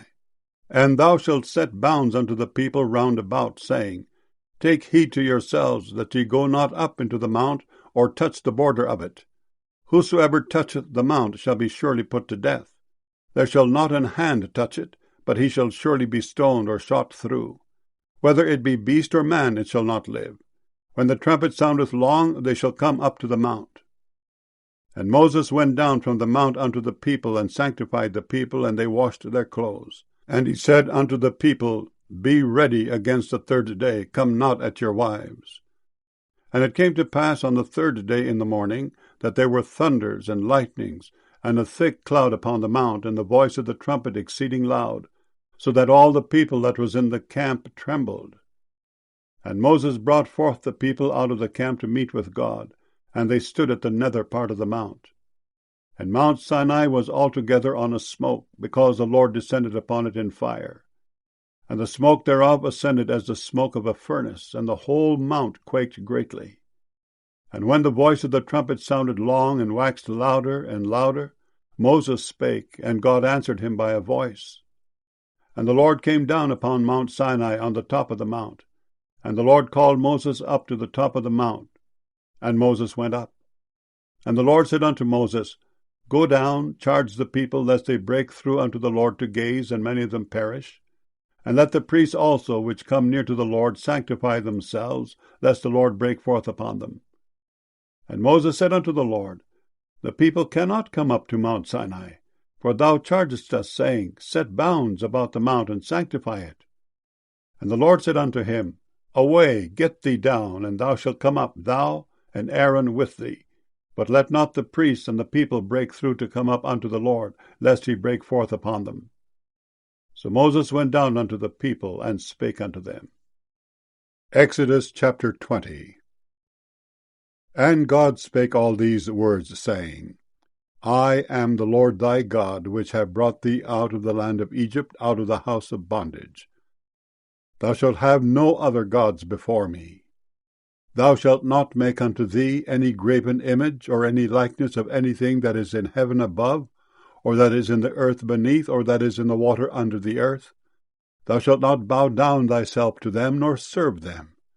For I, the Lord thy God, am a jealous God, visiting the iniquity of the fathers upon the children unto the third and fourth generation of them that hate me, and showing mercy unto thousands of them that love me, and keep my commandments. Thou shalt not take the name of the Lord thy God in vain, for the Lord will not hold him guiltless that taketh his name in vain. Remember the Sabbath day, to keep it holy. 6 days shalt thou labor, and do all thy work, but the 7th day is the Sabbath of the Lord thy God. In it thou shalt not do any work, thou, nor thy son, nor thy daughter, thy manservant, nor thy maidservant, nor thy cattle, nor thy stranger that is within thy gates. For in 6 days the Lord made heaven and earth, the sea, and all that in them is, and rested the 7th day. Wherefore the Lord blessed the Sabbath day, and hallowed it. Honor thy father and thy mother, that thy days may be long upon the land which the Lord thy God giveth thee. Thou shalt not kill. Thou shalt not commit adultery. Thou shalt not steal. Thou shalt not bear false witness against thy neighbor. Thou shalt not covet thy neighbor's house. Thou shalt not covet thy neighbor's wife, nor his manservant, nor his maidservant, nor his ox, nor his ass, nor anything that is thy neighbor's. And all the people saw the thunderings, and the lightnings, and the noise of the trumpet, and the mountain smoking. And when the people saw it, they removed, and stood afar off. And they said unto Moses, Speak thou with us, and we will hear, but let not God speak with us, lest we die. And Moses said unto the people, Fear not, for God is come to prove you, and that his fear may be before your faces, that ye sin not. And the people stood afar off, and Moses drew near unto the thick darkness where God was. And the Lord said unto Moses, Thus thou shalt say unto the children of Israel, Ye have seen that I have talked with you from heaven. Ye shall not make with me gods of silver, neither shall ye make unto you gods of gold. An altar of earth thou shalt make unto me, and shalt sacrifice thereon thy burnt offerings, and thy peace offerings, thy sheep, and thine oxen. In all places where I record my name, I will come unto thee, and I will bless thee. And if thou wilt make me an altar of stone, thou shalt not build it of hewn stone, for if thou lift up thy tool upon it, thou hast polluted it. Neither shalt thou go up by steps unto mine altar, that thy nakedness be not discovered thereon. Exodus chapter 21. Now these are the judgments which thou shalt set before them. If thou buy an Hebrew servant, 6 years he shall serve, and in the 7th he shall go out free for nothing. If he came in by himself, he shall go out by himself. If he were married, then his wife shall go out with him. If his master have given him a wife, and she have borne him sons or daughters, the wife and her children shall be her master's, and he shall go out by himself. And if the servant shall plainly say, I love my master, my wife, and my children, I will not go out free, then his master shall bring him unto the judges. He shall also bring him to the door or unto the doorpost, and his master shall bore his ear through with an awl, and he shall serve him forever. And if a man sell his daughter to be a maidservant, she shall not go out as the men servants do. If she please not her master, who hath betrothed her to himself, then shall he let her be redeemed. To sell her unto a strange nation he shall have no power, seeing he hath dealt deceitfully with her. And if he have betrothed her unto his son, he shall deal with her after the manner of daughters. If he take him another wife, her food, her raiment, and her duty of marriage shall he not diminish. And if he do not these three unto her, then shall she go out free without money. He that smiteth a man so that he die shall be surely put to death. And if a man lie not in wait, but God deliver him into his hand, then I will appoint thee a place whither he shall flee. But if a man come presumptuously upon his neighbor, to slay him with guile, thou shalt take him from mine altar, that he may die. And he that smiteth his father or his mother shall be surely put to death. And he that stealeth a man and selleth him, or if he be found in his hand, he shall surely be put to death. And he that curseth his father or his mother shall surely be put to death.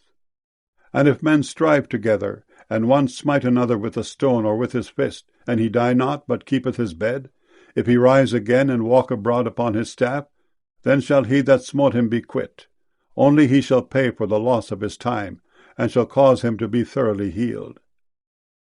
And if a man smite his servant or his maid with a rod, and he die under his hand, he shall be surely punished. Notwithstanding, if he continue a day or two, he shall not be punished, for he is his money. If men strive and hurt a woman with child, so that her fruit depart from her, and yet no mischief follow, he shall be surely punished, according as the woman's husband will lay upon him, and he shall pay as the judges determine. And if any mischief follow, then thou shalt give life for life, eye for eye, tooth for tooth, hand for hand, foot for foot, burning for burning, wound for wound, stripe for stripe. And if a man smite the eye of his servant, or the eye of his maid, that it perish, he shall let him go free for his eye's sake. And if he smite out his manservant's tooth, or his maidservant's tooth, he shall let him go free for his tooth's sake. If an ox gore a man or a woman that they die, then the ox shall be surely stoned, and his flesh shall not be eaten, but the owner of the ox shall be quit. But if the ox were wont to push with his horn in time past, and it hath been testified to his owner, and he hath not kept him in, but that he hath killed a man or a woman, the ox shall be stoned, and his owner also shall be put to death. If there be laid on him a sum of money, then he shall give for the ransom of his life whatsoever is laid upon him. Whether he have gored a son, or have gored a daughter, according to this judgment shall it be done unto him. If the ox shall push a manservant or a maidservant, he shall give unto their master 30 shekels of silver, and the ox shall be stoned. And if a man shall open a pit, or if a man shall dig a pit, and not cover it, and an ox or an ass fall therein, the owner of the pit shall make it good, and give money unto the owner of them, and the dead beast shall be his. And if one man's ox hurt another's, that he die, then they shall sell the live ox, and divide the money of it, and the dead ox also they shall divide. Or if it be known that the ox hath used to push in time past, and his owner hath not kept him in, he shall surely pay ox for ox, and the dead shall be his own. Exodus chapter 22. If a man shall steal an ox or a sheep, and kill it, or sell it, he shall restore 5 oxen for an ox, and 4 sheep for a sheep. If a thief be found breaking up, and be smitten that he die, there shall no blood be shed for him. If the sun be risen upon him, there shall be blood shed for him, for he should make full restitution. If he have nothing, then he shall be sold for his theft. If the theft be certainly found in his hand alive, whether it be ox or ass or sheep, he shall restore double. If a man shall cause a field or vineyard to be eaten, and shall put in his beast, and shall feed in another man's field, of the best of his own field, and of the best of his own vineyard, shall he make restitution. If fire break out and catch in thorns, so that the stacks of corn, or the standing corn, or the field be consumed therewith, he that kindled the fire shall surely make restitution. If a man shall deliver unto his neighbor money or stuff to keep, And if it be stolen out of the man's house, if the thief be found, let him pay double. If the thief be not found, then the master of the house shall be brought unto the judges to see whether he have put his hand unto his neighbour's goods.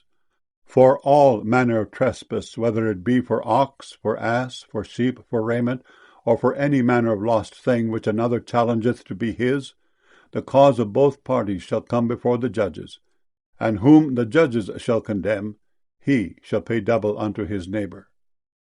If a man deliver unto his neighbour an ass, or an ox, or a sheep, or any beast, to keep, and it die, or be hurt, or driven away, no man seeing it, then shall an oath of the Lord be between them both, that he hath not put his hand unto his neighbour's goods, and the owner of it shall accept thereof, and he shall not make it good.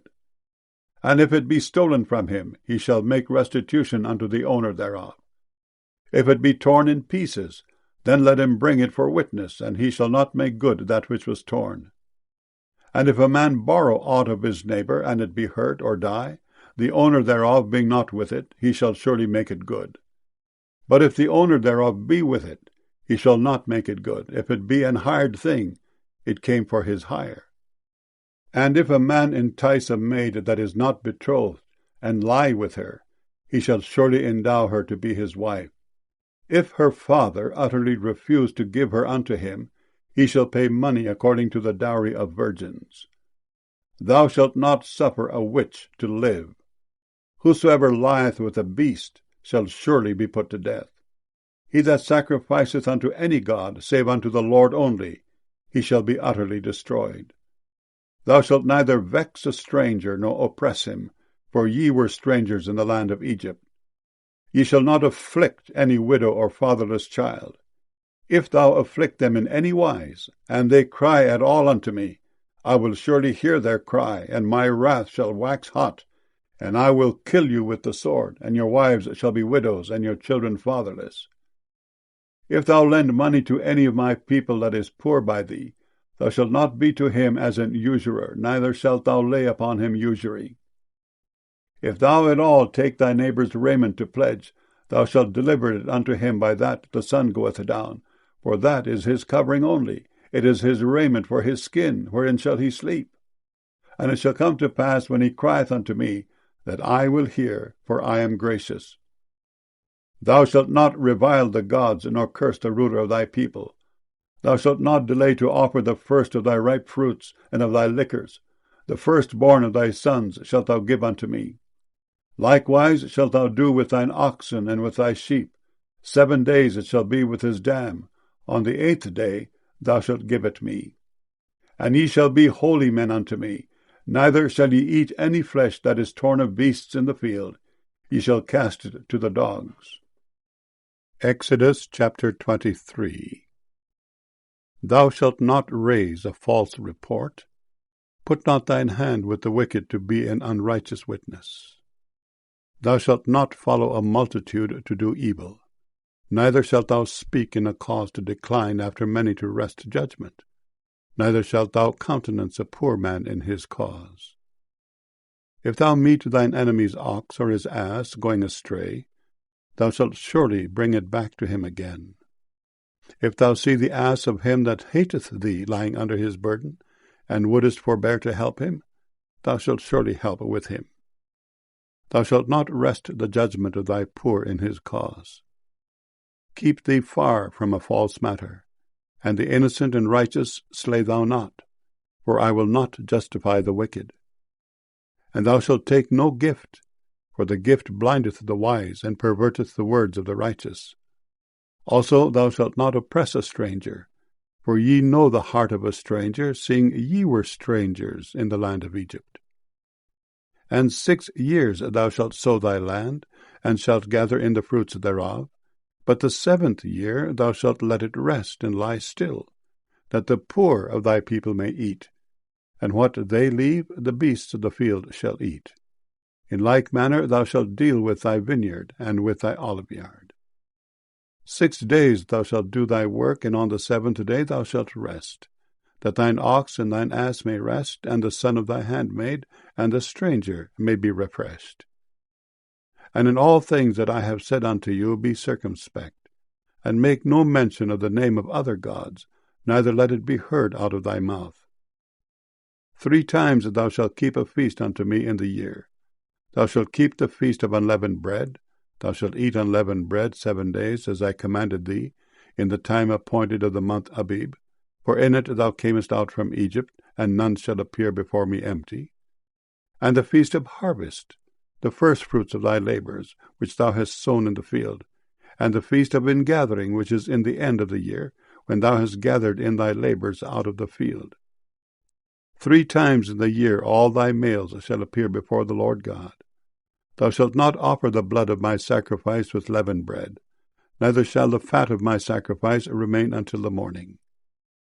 The first of the firstfruits of thy land thou shalt bring into the house of the Lord thy God. Thou shalt not seethe a kid in his mother's milk. Behold, I send an angel before thee to keep thee in the way and to bring thee into the place which I have prepared. Beware of him and obey his voice, provoke him not, for he will not pardon your transgressions, for my name is in him. But if thou shalt indeed obey his voice and do all that I speak, then I will be an enemy unto thine enemies, and an adversary unto thine adversaries. For mine angel shall go before thee, and bring thee in unto the Amorites, and the Hittites, and the Perizzites, and the Canaanites, and the Hivites, and the Jebusites, and I will cut them off. Thou shalt not bow down to their gods, nor serve them, nor do after their works, but thou shalt utterly overthrow them, and quite break down their images. And ye shall serve the Lord your God, and he shall bless thy bread and thy water, and I will take sickness away from the midst of thee. There shall nothing cast their young, nor be barren in thy land. The number of thy days I will fulfill. I will send my fear before thee, and will destroy all the people to whom thou shalt come, and I will make all thine enemies turn their backs unto thee. And I will send hornets before thee, which shall drive out the Hivite, the Canaanite, and the Hittite from before thee. I will not drive them out from before thee in 1 year, lest the land become desolate, and the beasts of the field multiply against thee.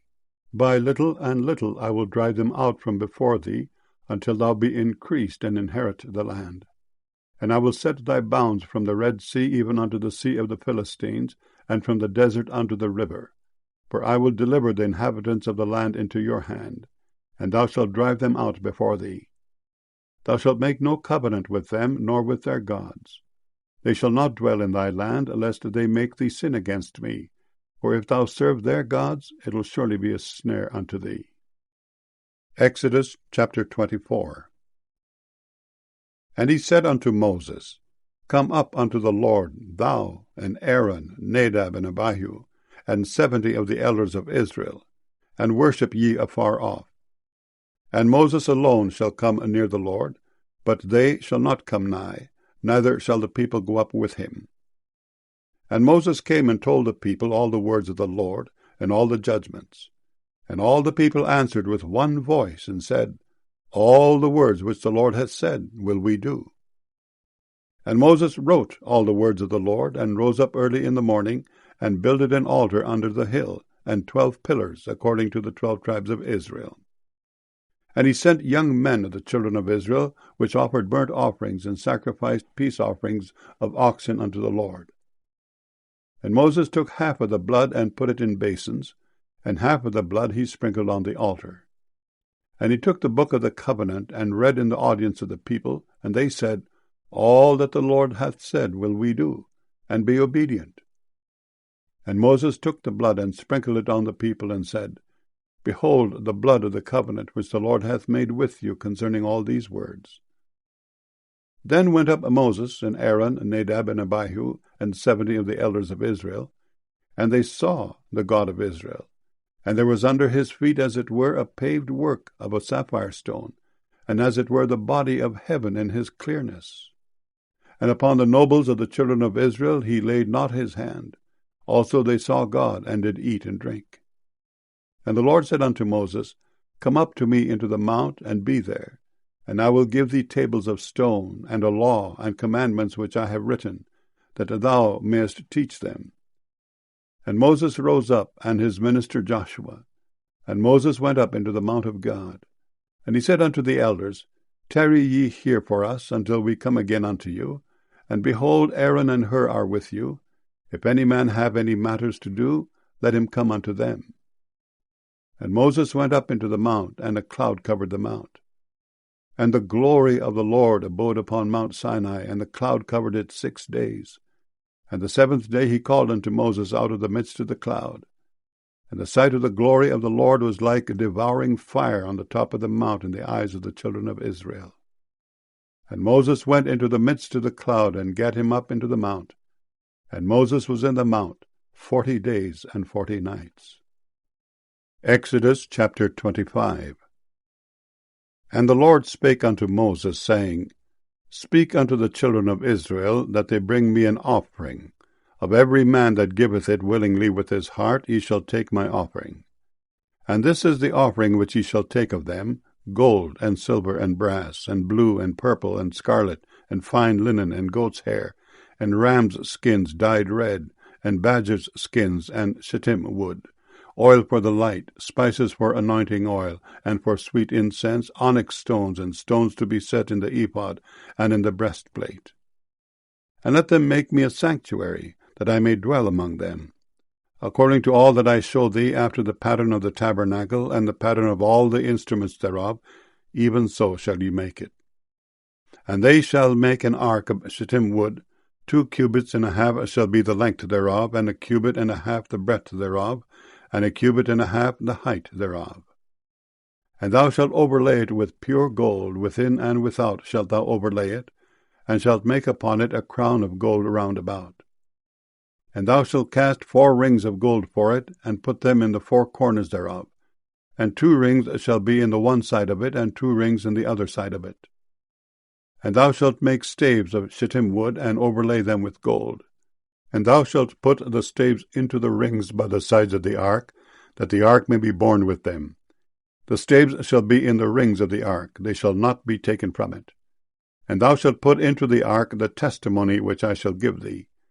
And thou shalt make a mercy seat of pure gold. 2 cubits and a half shall be the length thereof, and 1 cubit and a half the breadth thereof. And thou shalt make 2 cherubims of gold, of beaten work shalt thou make them, in the 2 ends of the mercy seat. And make 1 cherub on the one end, and the other cherub on the other end. Even of the mercy seat shall ye make the cherubims on the 2 ends thereof. And the cherubims shall stretch forth their wings on high, covering the mercy seat with their wings, and their faces shall look one to another. Toward the mercy seat shall the faces of the cherubims be. And thou shalt put the mercy seat above upon the ark. And in the ark thou shalt put the testimony that I shall give thee. And there I will meet with thee, and I will commune with thee from above the mercy seat, from between the 2 cherubims which are upon the ark of the testimony, of all things which I will give thee in commandment unto the children of Israel. Thou shalt also make a table of shittim wood.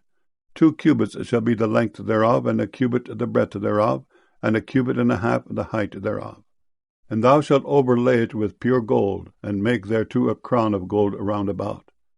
And thou shalt make unto it a border of an hand breadth round about, and thou shalt make a golden crown to the border thereof round about.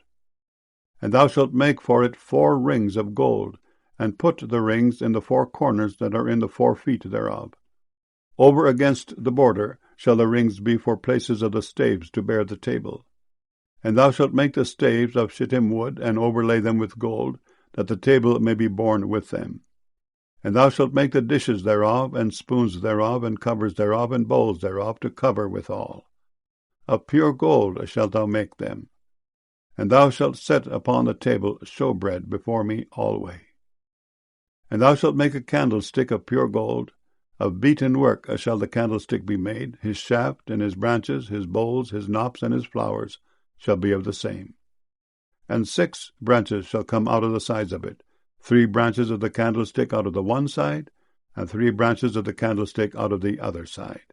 3 bowls made like unto almonds, with a knop and a flower in one branch, and 3 bowls made like almonds in the other branch, with a knop and a flower. So in the 6 branches that come out of the candlestick. And in the candlestick shall be 4 bowls made like unto almonds, with their knops and their flowers. And there shall be a knop under 2 branches of the same, and a knop under 2 branches of the same, and a knop under 2 branches of the same, according to the 6 branches that proceed out of the candlestick. Their knops and their branches shall be of the same. All it shall be one beaten work of pure gold.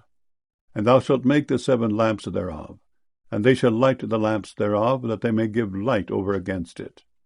And the tongs thereof and the snuff dishes thereof shall be of pure gold.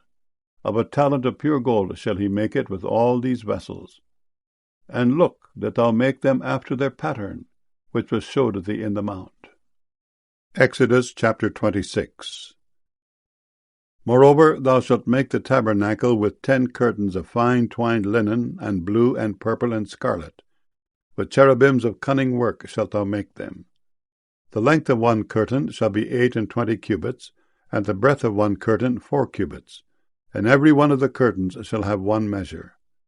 The 5 curtains shall be coupled together one to another, and other 5 curtains shall be coupled one to another.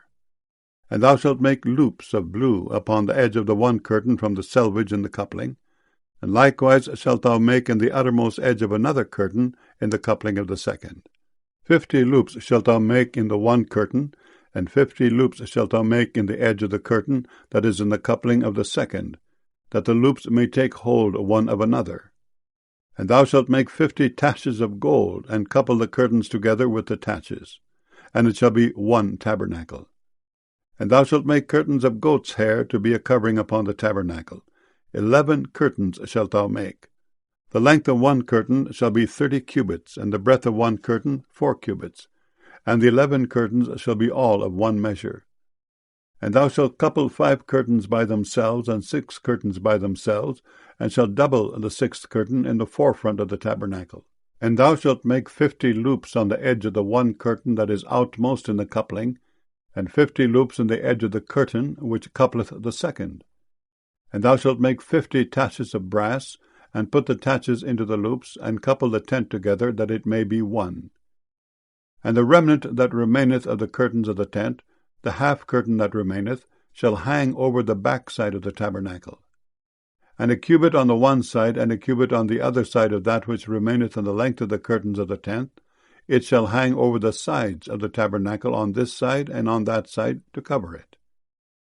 And thou shalt make a covering for the tent of ram skins dyed red, and a covering above of badgers' skins. And thou shalt make boards for the tabernacle of shittim wood standing up. 10 cubits shall be the length of a board, and a cubit and a half shall be the breadth of 1 board. 2 tenons shall there be in 1 board, set in order one against another. Thus shalt thou make for all the boards of the tabernacle. And thou shalt make the boards for the tabernacle, 20 boards on the south side southward. And thou shalt make 40 sockets of silver under the 20 boards, 2 sockets under 1 board for his 2 tenons, and 2 sockets under another board for his 2 tenons. And for the second side of the tabernacle on the north side there shall be 20 boards, and there 40 sockets of silver, 2 sockets under 1 board, and 2 sockets under another board. And for the sides of the tabernacle westward thou shalt make 6 boards, and 2 boards shalt thou make for the corners of the tabernacle in the 2 sides. And they shall be coupled together beneath, and they shall be coupled together above the head of it unto 1 ring. Thus shall it be for them both. They shall be for the 2 corners. And they shall be 8 boards, and their sockets of silver 16 sockets, 2 sockets under 1 board, and 2 sockets under another board. And thou shalt make bars of shittim wood, 5 for the boards of the one side of the tabernacle, and 5 bars for the boards of the other side of the tabernacle, and 5 bars for the boards of the side of the tabernacle, for the 2 sides westward. And the middle bar in the midst of the boards shall reach from end to end. And thou shalt overlay the boards with gold, and make their rings of gold for places for the bars. And thou shalt overlay the bars with gold. And thou shalt rear up the tabernacle according to the fashion thereof, which was showed thee in the mount.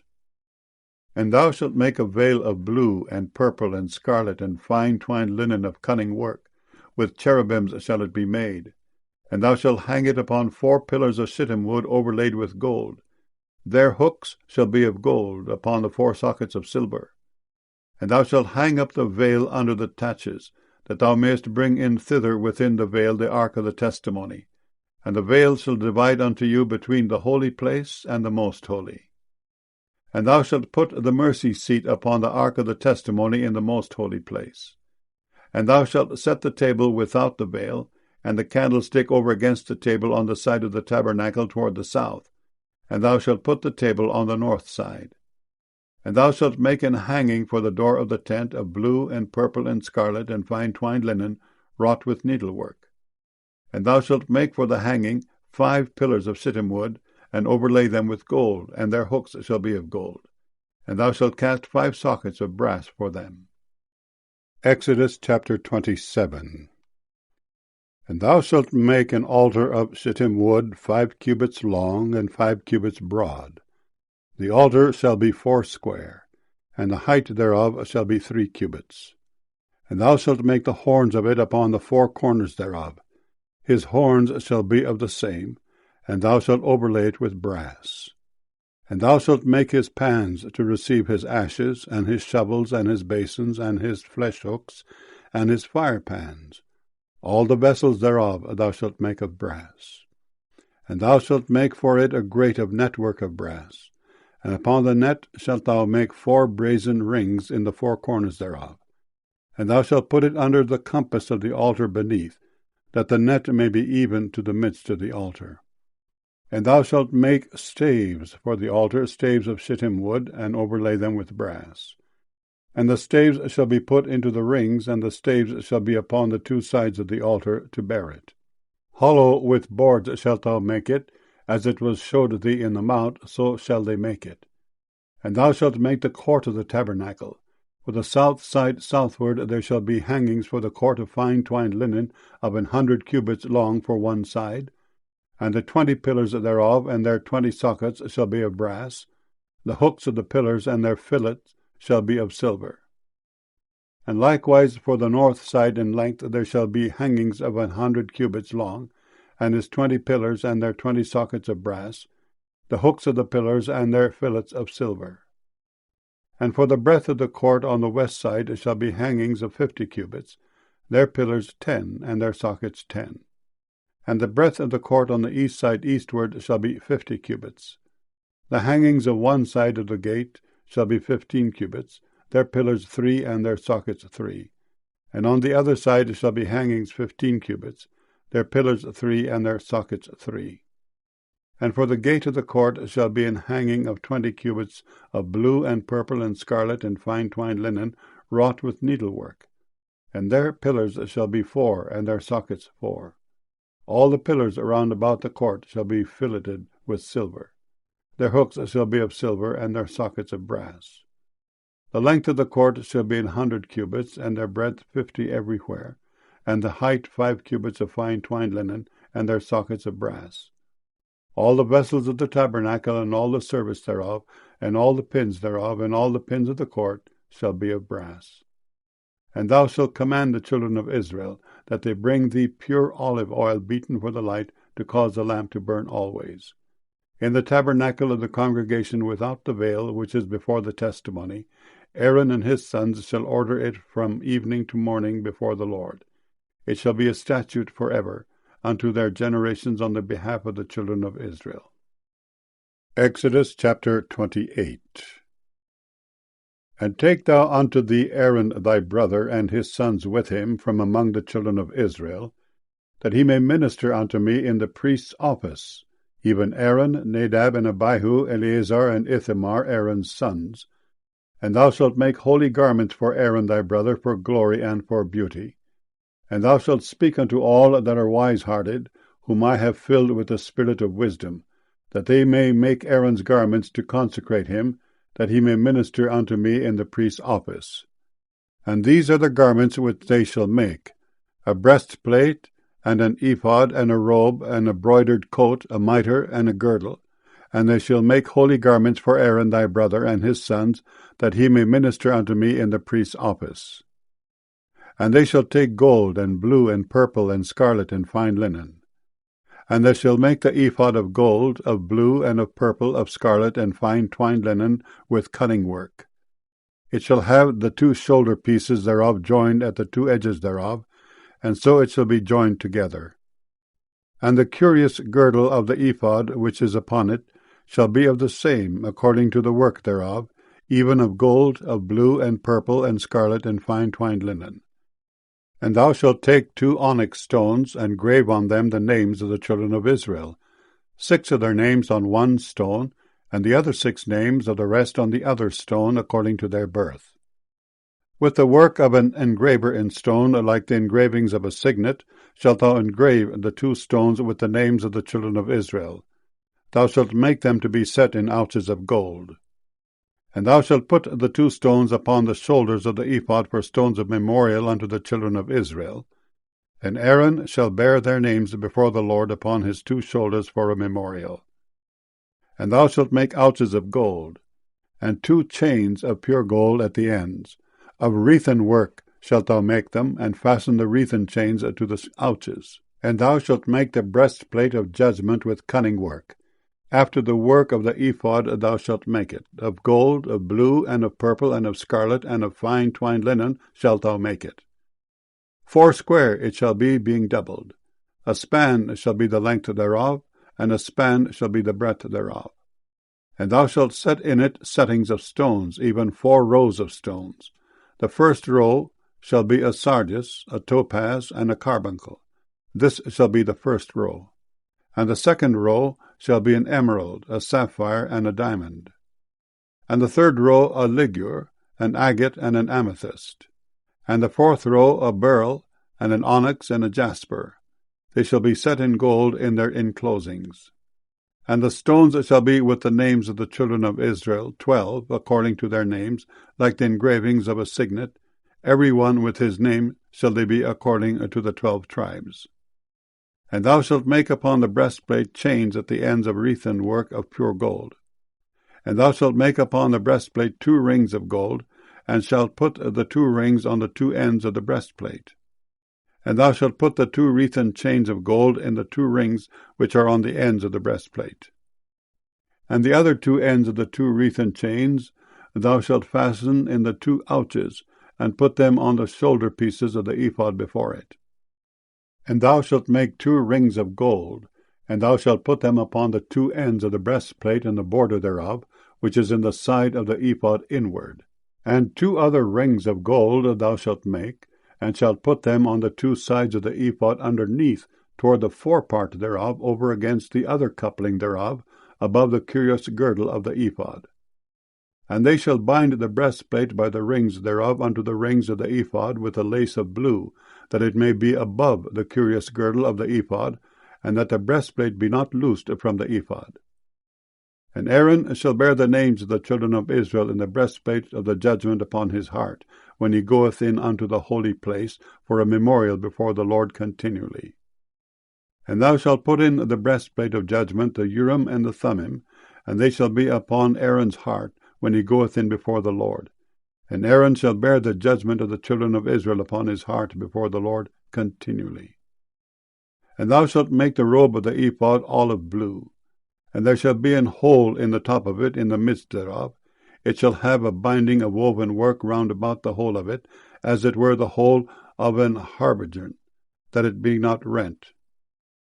And beneath upon the hem of it thou shalt make pomegranates of blue, and of purple, and of scarlet round about the hem thereof, and bells of gold between them round about. A golden bell and a pomegranate, a golden bell and a pomegranate upon the hem of the robe round about. And it shall be upon Aaron to minister, and his sound shall be heard when he goeth in unto the holy place before the Lord, and when he cometh out, that he die not. And thou shalt make a plate of pure gold, and grave upon it, like the engravings of a signet, Holiness to the Lord. And thou shalt put it on a blue lace, that it may be upon the mitre, upon the forefront of the mitre it shall be. And it shall be upon Aaron's forehead, that Aaron may bear the iniquity of the holy things which the children of Israel shall hallow in all their holy gifts, and that shall be always upon his forehead, that they may be accepted before the Lord. And thou shalt embroider the coat of fine linen, and thou shalt make the mitre of fine linen, and thou shalt make the girdle of needlework. And for Aaron's sons thou shalt make coats, and thou shalt make for them girdles, and bonnets shalt thou make for them, for glory and for beauty. And thou shalt put them upon Aaron thy brother, and his sons with him, and shalt anoint them, and consecrate them, and sanctify them, that they may minister unto me in the priest's office. And thou shalt make them linen breeches to cover their nakedness. From the loins even unto the thighs they shall reach, and they shall be upon Aaron and upon his sons when they come in unto the tabernacle of the congregation, or when they come near unto the altar to minister in the holy place, that they bear not iniquity and die. It shall be a statute forever unto him and his seed after him. Exodus chapter 29. And this is the thing that thou shalt do unto them to hallow them, to minister unto me in the priest's office. Take 1 young bullock and 2 rams without blemish, and unleavened bread, and cakes unleavened tempered with oil, and wafers unleavened anointed with oil. Of wheaten flour shalt thou make them. And thou shalt put them into 1 basket, and bring them in the basket with the bullock and the 2 rams. And Aaron and his sons thou shalt bring unto the door of the tabernacle of the congregation, and shalt wash them with water. And thou shalt take the garments, and put upon Aaron the coat and the robe of the ephod, and the breastplate, and gird him with the curious girdle of the ephod.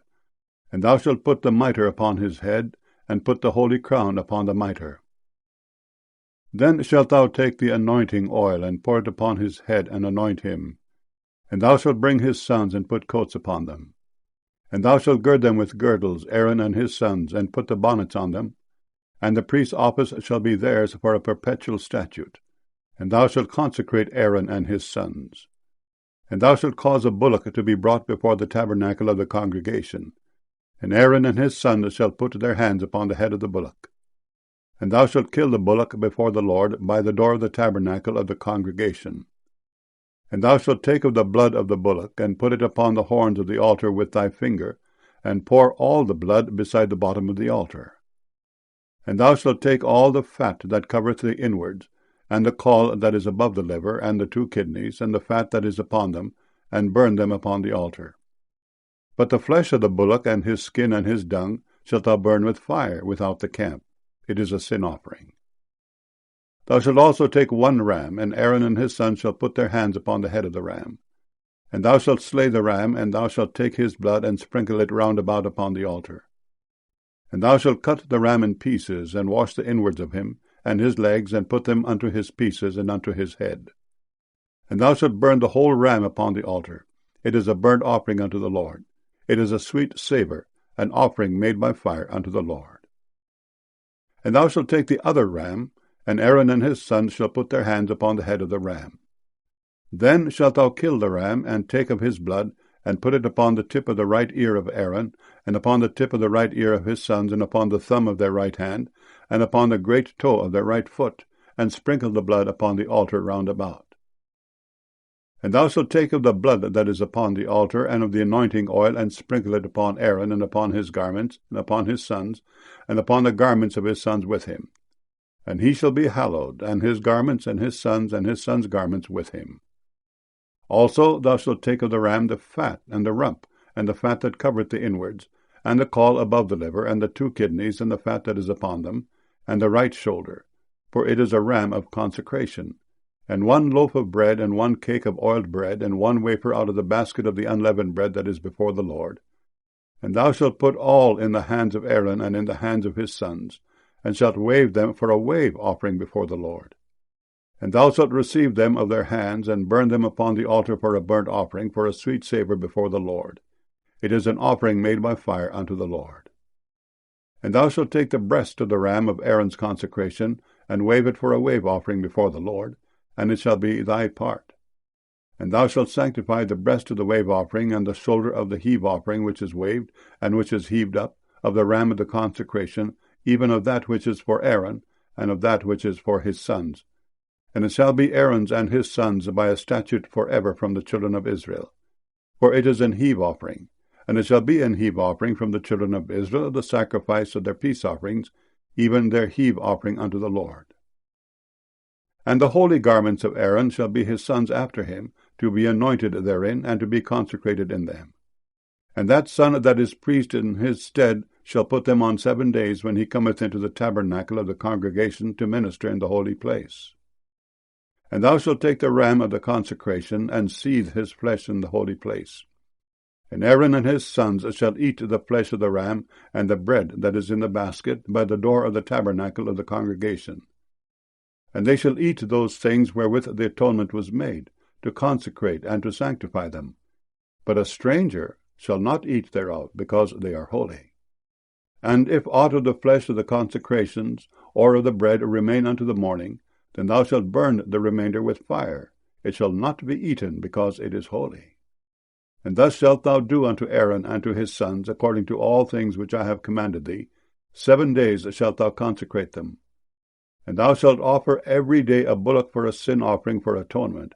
And thou shalt cleanse the altar when thou hast made an atonement for it, and thou shalt anoint it to sanctify it. 7 days thou shalt make an atonement for the altar, and sanctify it. And it shall be an altar most holy. Whatsoever toucheth the altar shall be holy. Now this is that which thou shalt offer upon the altar, 2 lambs of the first year day by day continually. The 1 lamb thou shalt offer in the morning, and the other lamb thou shalt offer at even. And with the 1 lamb 1/10 deal of flour mingled with the 4th part of an hin of beaten oil, and the 4th part of an hin of wine for a drink offering. And the other lamb thou shalt offer at even, and shalt do thereto according to the meat offering of the morning, and according to the drink offering thereof, for a sweet savour, an offering made by fire unto the Lord. This shall be a continual burnt offering throughout your generations at the door of the tabernacle of the congregation before the Lord, where I will meet you to speak there unto thee. And there I will meet with the children of Israel, and the tabernacle shall be sanctified by my glory. And I will sanctify the tabernacle of the congregation and the altar. I will sanctify also both Aaron and his sons to minister to me in the priest's office. And I will dwell among the children of Israel, and will be their God. And they shall know that I am the Lord their God, that brought them forth out of the land of Egypt, that I may dwell among them. I am the Lord their God. Exodus chapter 30. And thou shalt make an altar to burn incense upon. Of shittim wood shalt thou make it. A cubit shall be the length thereof, and a cubit the breadth thereof. 4 square shall it be, and 2 cubits shall be the height thereof. The horns thereof shall be of the same. And thou shalt overlay it with pure gold, the top thereof and the sides thereof round about, and the horns thereof. And thou shalt make unto it a crown of gold round about. And 2 golden rings shalt thou make to it under the crown of it, by the 2 corners thereof. Upon the 2 sides of it shalt thou make it, and they shall be for places for the staves to bear it withal. And thou shalt make the staves of shittim wood, and overlay them with gold. And thou shalt put it before the veil that is by the ark of the testimony, before the mercy seat that is over the testimony, where I will meet with thee. And Aaron shall burn thereon sweet incense every morning. When he dresseth the lamps, he shall burn incense upon it. And when Aaron lighteth the lamps at even, he shall burn incense upon it, a perpetual incense before the Lord throughout your generations. Ye shall offer no strange incense thereon, nor burnt sacrifice, nor meat offering, neither shall ye pour drink offering thereon. And Aaron shall make an atonement upon the horns of it once in a year with the blood of the sin offering of atonements. Once in the year shall he make atonement upon it throughout your generations. It is most holy unto the Lord. And the Lord spake unto Moses, saying, When thou takest the sum of the children of Israel after their number, then shall they give every man a ransom for his soul unto the Lord, when thou numberest them, that there be no plague among them when thou numberest them. This they shall give, every one that passeth among them that are numbered, 1/2 shekel after the shekel of the sanctuary. A shekel is 20 gerahs, and 1/2 shekel shall be the offering of the Lord. Every one that passeth among them that are numbered, from 20 years old and above, shall give an offering unto the Lord. The rich shall not give more, and the poor shall not give less than 1/2 shekel when they give an offering unto the Lord, to make an atonement for your souls. And thou shalt take the atonement money of the children of Israel, and shalt appoint it for the service of the tabernacle of the congregation, that it may be a memorial unto the children of Israel before the Lord, to make an atonement for your souls. And the Lord spake unto Moses, saying, Thou shalt also make a laver of brass, and his foot also of brass, to wash withal. And thou shalt put it between the tabernacle of the congregation and the altar, and thou shalt put water therein. For Aaron and his sons shall wash their hands and their feet thereat. When they go into the tabernacle of the congregation, they shall wash with water, that they die not. Or when they come near to the altar to minister, to burn offering made by fire unto the Lord, so they shall wash their hands and their feet, that they die not. And it shall be a statute forever to them, even to him, and to his seed throughout their generations.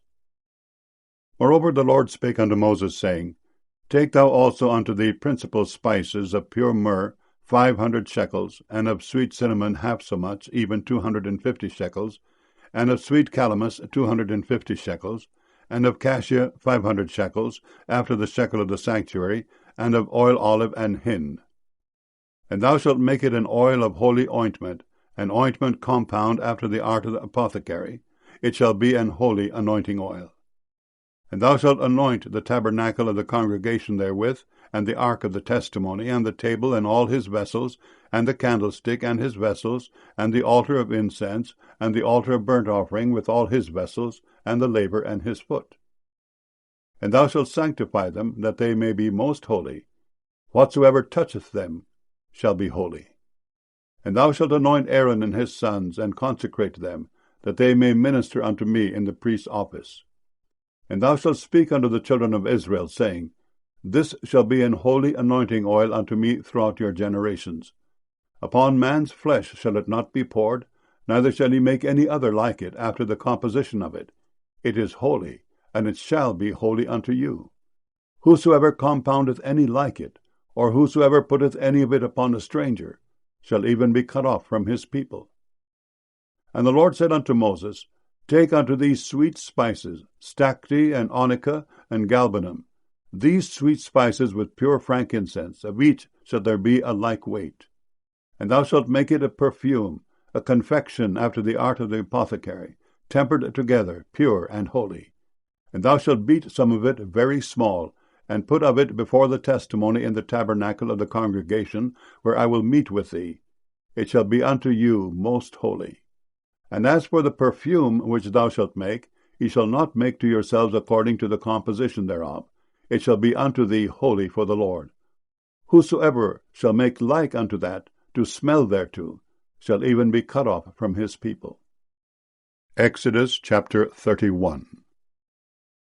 And the Lord spake unto Moses, saying, See, I have called by name Bezaleel, the son of Uri, the son of Hur of the tribe of Judah, and I have filled him with the Spirit of God, in wisdom, and in understanding, and in knowledge, and in all manner of workmanship, to devise cunning works, to work in gold, and in silver, and in brass, and in cutting of stones, to set them, and in carving of timber, to work in all manner of workmanship. And I, behold, I have given him Aholiab, the son of Ahisamach of the tribe of Dan, and in the hearts of all that are wise-hearted I have put wisdom, that they may make all that I have commanded thee. The tabernacle of the congregation, and the ark of the testimony, and the mercy seat that is thereupon, and all the furniture of the tabernacle, and the table and his furniture, and the pure candlestick with all his furniture, and the altar of incense, and the altar of burnt offering with all his furniture, and the laver and his foot, and the cloths of service, and the holy garments for Aaron the priest, and the garments of his sons to minister in the priest's office, and the anointing oil, and sweet incense for the holy place, according to all that I have commanded thee, shall they do. And the Lord spake unto Moses, saying, Speak thou also unto the children of Israel, saying, Verily my Sabbaths ye shall keep, for it is a sign between me and you throughout your generations, that ye may know that I am the Lord that doth sanctify you. Ye shall keep the Sabbath therefore, for it is holy unto you. Every one that defileth it shall surely be put to death. For whosoever doeth any work therein, that soul shall be cut off from among his people. 6 days may work be done, but in the 7th is the Sabbath of rest, holy to the Lord. Whosoever doeth any work in the Sabbath day, he shall surely be put to death. Wherefore the children of Israel shall keep the Sabbath, to observe the Sabbath throughout their generations, for a perpetual covenant. It is a sign between me and the children of Israel forever. For in 6 days the Lord made heaven and earth, and on the 7th day he rested and was refreshed. And he gave unto Moses, when he had made an end of communing with him upon Mount Sinai, 2 tables of testimony, tables of stone, written with the finger of God. Exodus chapter 32. And when the people saw that Moses delayed to come down out of the mount, the people gathered themselves together unto Aaron, and said unto him, Up, make us gods which shall go before us. For as for this Moses, the man that brought us up out of the land of Egypt, we wot not what is become of him. And Aaron said unto them, Break off the golden earrings which are in the ears of your wives, of your sons, and of your daughters, and bring them unto me. And all the people brake off the golden earrings which were in their ears, and brought them unto Aaron. And he received them at their hand, and fashioned it with a graving tool, after he had made it a molten calf. And they said, These be thy gods, O Israel, which brought thee up out of the land of Egypt. And when Aaron saw it, he built an altar before it. And Aaron made proclamation, and said, Tomorrow is a feast to the Lord. And they rose up early on the morrow, and offered burnt offerings, and brought peace offerings. And the people sat down to eat and to drink, and rose up to play. And the Lord said unto Moses, Go, get thee down. For thy people which thou broughtest out of the land of Egypt have corrupted themselves. They have turned aside quickly out of the way which I commanded them. They have made them a molten calf, and have worshipped it, and have sacrificed thereunto, and said, These be thy gods, O Israel, which have brought thee up out of the land of Egypt. And the Lord said unto Moses, I have seen this people, and behold, it is a stiff-necked people. Now therefore let me alone, that my wrath may wax hot against them, and that I may consume them, and I will make of thee a great nation. And Moses besought the Lord his God, and said, Lord, why doth thy wrath wax hot against thy people, which thou hast brought forth out of the land of Egypt with great power and with a mighty hand? Wherefore should the Egyptians speak, and say, For mischief did he bring them out, to slay them in the mountains, and to consume them from the face of the earth? Turn from thy fierce wrath, and repent of this evil against thy people. Remember Abraham, Isaac, and Israel thy servants, to whom thou swarest by thine own self, and saidst unto them, I will multiply your seed as the stars of heaven, and all this land that I have spoken of will I give unto your seed, and they shall inherit it forever. And the Lord repented of the evil which he thought to do unto his people. And Moses turned and went down from the mount, and the 2 tables of the testimony were in his hand. The tables were written on both their sides. On the one side and on the other were they written.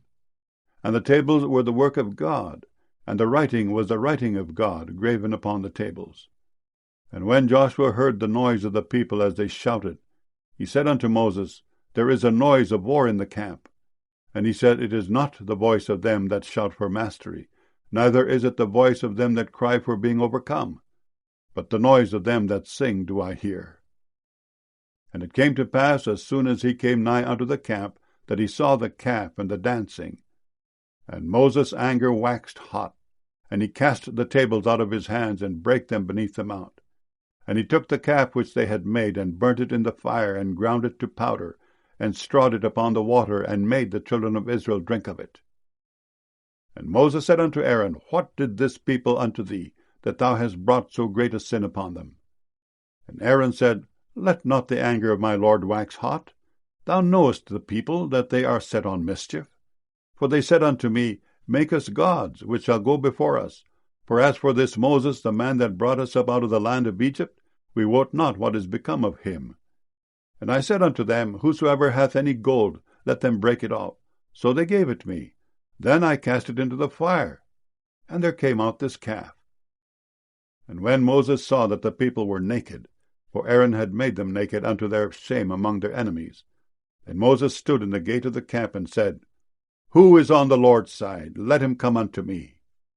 And all the sons of Levi gathered themselves together unto him. And he said unto them, Thus saith the Lord God of Israel, Put every man his sword by his side, and go in and out from gate to gate throughout the camp, and slay every man his brother, and every man his companion, and every man his neighbor. And the children of Levi did according to the word of Moses, and there fell of the people that day about 3,000 men. For Moses had said, Consecrate yourselves today to the Lord, even every man upon his son and upon his brother, that he may bestow upon you a blessing this day.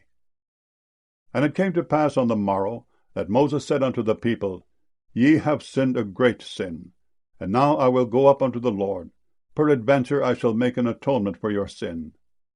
And Moses returned unto the Lord, and said, O, this people have sinned a great sin, and have made them gods of gold. Yet now, if thou wilt forgive their sin, and if not, blot me, I pray thee, out of thy book which thou hast written. And the Lord said unto Moses, Whosoever hath sinned against me, him will I blot out of my book. Therefore now go, lead the people unto the place of which I have spoken unto thee. Behold, mine angel shall go before thee. Nevertheless, in the day when I will visit their sin upon them. And the Lord plagued the people, because they made the calf which Aaron made. Exodus chapter 33. And the Lord said unto Moses, Depart, and go up hence, thou and the people which thou hast brought up out of the land of Egypt, unto the land which I swear unto Abraham, to Isaac, and to Jacob, saying, Unto thy seed will I give it. And I will send an angel before thee, and I will drive out the Canaanite, the Amorite, and the Hittite, and the Perizzite, the Hivite, and the Jebusite, unto a land flowing with milk and honey, for I will not go up in the midst of thee, for thou art a stiff-necked people, lest I consume thee in the way. And when the people heard these evil tidings, they mourned, and no man did put on him his ornaments. For the Lord had said unto Moses, Say unto the children of Israel, Ye are a stiff-necked people. I will come up into the midst of thee in a moment, and consume thee. Therefore now put off thy ornaments from thee, that I may know what to do unto thee. And the children of Israel stripped themselves of their ornaments by the Mount Horeb. And Moses took the tabernacle, and pitched it without the camp, afar off from the camp, and called it the tabernacle of the congregation. And it came to pass that every one which sought the Lord went out unto the tabernacle of the congregation, which was without the camp. And it came to pass, when Moses went out unto the tabernacle, that all the people rose up, and stood every man at his tent door, and looked after Moses until he was gone into the tabernacle. And it came to pass, as Moses entered into the tabernacle, the cloudy pillar descended, and stood at the door of the tabernacle, and the Lord talked with Moses. And all the people saw the cloudy pillar stand at the tabernacle door, and all the people rose up and worshipped, every man in his tent door. And the Lord spake unto Moses face to face, as a man speaketh unto his friend. And he turned again into the camp. But his servant Joshua the son of Nun, a young man, departed not out of the tabernacle. And Moses said unto the Lord, See, thou sayest unto me, Bring up this people, and thou hast not let me know whom thou wilt send with me. Yet thou hast said, I know thee by name, and thou hast also found grace in my sight. Now therefore I pray thee, if I have found grace in thy sight, show me now thy way, that I may know thee, that I may find grace in thy sight, and consider that this nation is thy people. And he said, My presence shall go with thee, and I will give thee rest. And he said unto him, If thy presence go not with me, carry us not up hence. For wherein shall it be known here that I and thy people have found grace in thy sight? Is it not in that thou goest with us? So shall we be separated, I and thy people, from all the people that are upon the face of the earth. And the Lord said unto Moses, I will do this thing also that thou hast spoken, for thou hast found grace in my sight, and I know thee by name. And he said, I beseech thee, show me thy glory. And he said, I will make all my goodness pass before thee, and I will proclaim the name of the Lord before thee, and will be gracious to whom I will be gracious, and will show mercy on whom I will show mercy. And he said, Thou canst not see my face, for there shall no man see me and live. And the Lord said, Behold, there is a place by me, and thou shalt stand upon a rock. And it shall come to pass, while my glory passeth by, that I will put thee in a cleft of the rock, and will cover thee with my hand while I pass by. And I will take away mine hand, and thou shalt see my back parts, but my face shall not be seen. Exodus chapter 34. And the Lord said unto Moses, Hew thee 2 tables of stone like unto the first, and I will write upon these tables the words that were in the first tables which thou breakest. and be ready in the morning, and come up in the morning unto Mount Sinai, and present thyself there to me in the top of the mount. And no man shall come up with thee, neither let any man be seen throughout all the mount, neither let the flocks nor herds feed before that mount. And he hewed 2 tables of stone like unto the first. And Moses arose up early in the morning, and went up unto Mount Sinai as the Lord had commanded him, and took in his hand the 2 tables of stone. And the Lord descended in the cloud, and stood with him there, and proclaimed the name of the Lord. And the Lord passed by before him, and proclaimed, the Lord God, merciful and gracious, long-suffering and abundant in goodness and truth, keeping mercy for thousands, forgiving iniquity and transgression and sin, and that will by no means clear the guilty, visiting the iniquity of the fathers upon the children, and upon the children's children unto the 3rd and to the 4th generation. And Moses made haste, and bowed his head toward the earth, and worshipped. And he said, If now I have found grace in thy sight, O Lord, let my Lord, I pray thee, go among us. For it is a stiff-necked people. And pardon our iniquity and our sin, and take us for thine inheritance. And he said, Behold, I make a covenant. Before all thy people I will do marvels, such as have not been done in all the earth, nor in any nation. And all the people among which thou art shall see the work of the Lord, for it is a terrible thing that I will do with thee. Observe thou that which I command thee this day. Behold, I drive out before thee the Amorite, and the Canaanite, and the Hittite, and the Perizzite, and the Hivite, and the Jebusite. Take heed to thyself, lest thou make a covenant with the inhabitants of the land whither thou goest, lest it be for a snare in the midst of thee. But ye shall destroy their altars, break their images, and cut down their groves. For thou shalt worship no other God, for the Lord whose name is a jealous God. Lest thou make a covenant with the inhabitants of the land, and they go a-whoring after their gods, and do sacrifice unto their gods, and one call thee, and thou eat of his sacrifice. And thou take of their daughters unto thy sons, and their daughters go a-whoring after their gods, and make thy sons go a-whoring after their gods. Thou shalt make thee no molten gods. The feast of unleavened bread shalt thou keep. 7 days thou shalt eat unleavened bread, as I commanded thee, in the time of the month Abib. For in the month Abib thou camest out from Egypt. All that openeth the matrix is mine, and every firstling among thy cattle, whether ox or sheep, that is male. But the firstling of an ass thou shalt redeem with a lamb. And if thou redeem him not, then shalt thou break his neck. All the firstborn of thy sons thou shalt redeem, and none shall appear before me empty. 6 days thou shalt work, but on the 7th day thou shalt rest. In earing time and in harvest thou shalt rest. And thou shalt observe the feast of weeks, of the firstfruits of wheat harvest, and the feast of ingathering at the year's end. Thrice in the year shall all your men children appear before the Lord God, the God of Israel. For I will cast out the nations before thee, and enlarge thy borders. Neither shall any man desire thy land, when thou shalt go up to appear before the Lord thy God thrice in the year. Thou shalt not offer the blood of my sacrifice with leaven, neither shall the sacrifice of the feast of the Passover be left unto the morning. The first of the firstfruits of thy land thou shalt bring unto the house of the Lord thy God. Thou shalt not see the kid in his mother's milk. And the Lord said unto Moses, Write thou these words, for after the tenor of these words I have made a covenant with thee and with Israel. And he was there with the Lord 40 days and 40 nights. He did neither eat bread nor drink water. And he wrote upon the tables the words of the covenant, the 10 commandments. And it came to pass, when Moses came down from Mount Sinai with the 2 tables of testimony in Moses' hand, when he came down from the mount, that Moses wist not that the skin of his face shone while he talked with him. And when Aaron and all the children of Israel saw Moses, behold, the skin of his face shone, and they were afraid to come nigh him. And Moses called unto them, and Aaron and all the rulers of the congregation returned unto him, and Moses talked with them. And afterward all the children of Israel came nigh, and he gave them in commandment all that the Lord had spoken with him in Mount Sinai. Until Moses had done speaking with them, he put a veil on his face.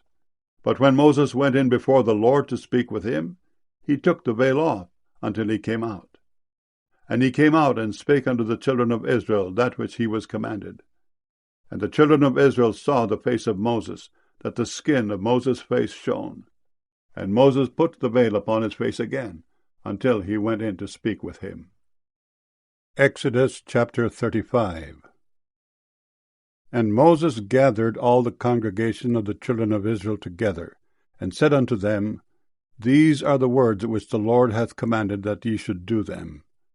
6 days shall work be done, but on the 7th day there shall be to you an holy day, a Sabbath of the rest to the Lord. Whosoever doeth work therein shall be put to death. Ye shall kindle no fire throughout your habitations upon the Sabbath day.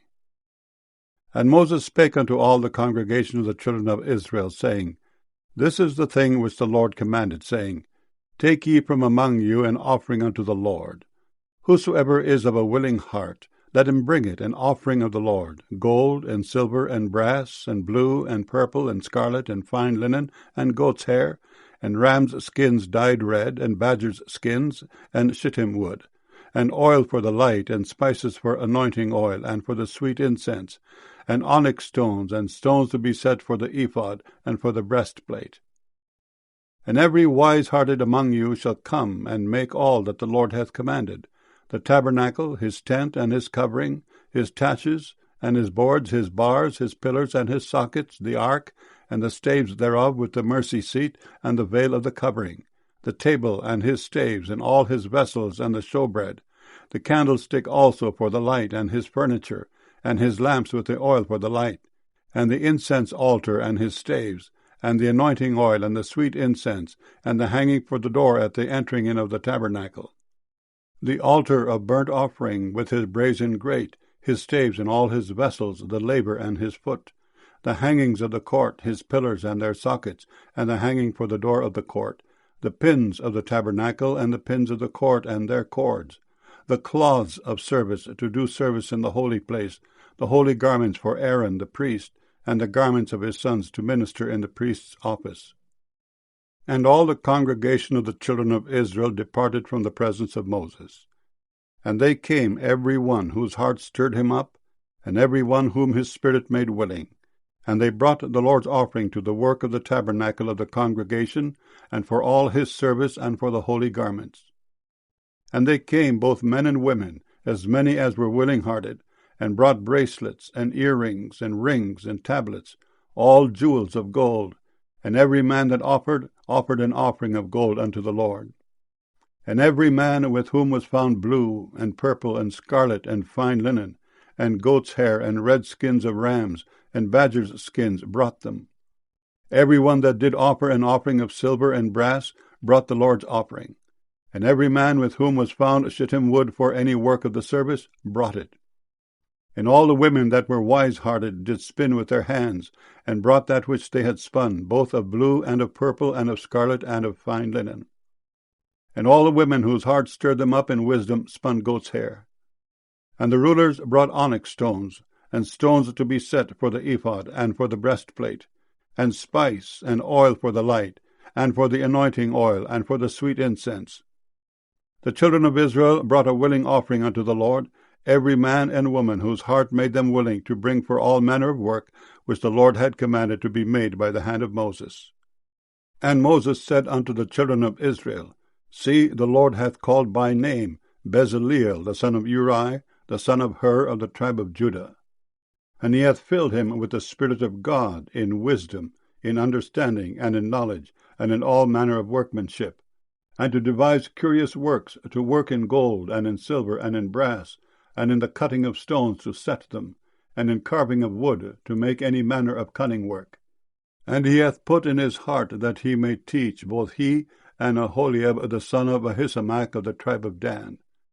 Them hath he filled with wisdom of heart, to work all manner of work, of the engraver, and of the cunning workman, and of the embroiderer, in blue, and in purple, in scarlet, and in fine linen, and of the weaver, even of them that do any work, and of those that devise cunning work. Exodus chapter 36.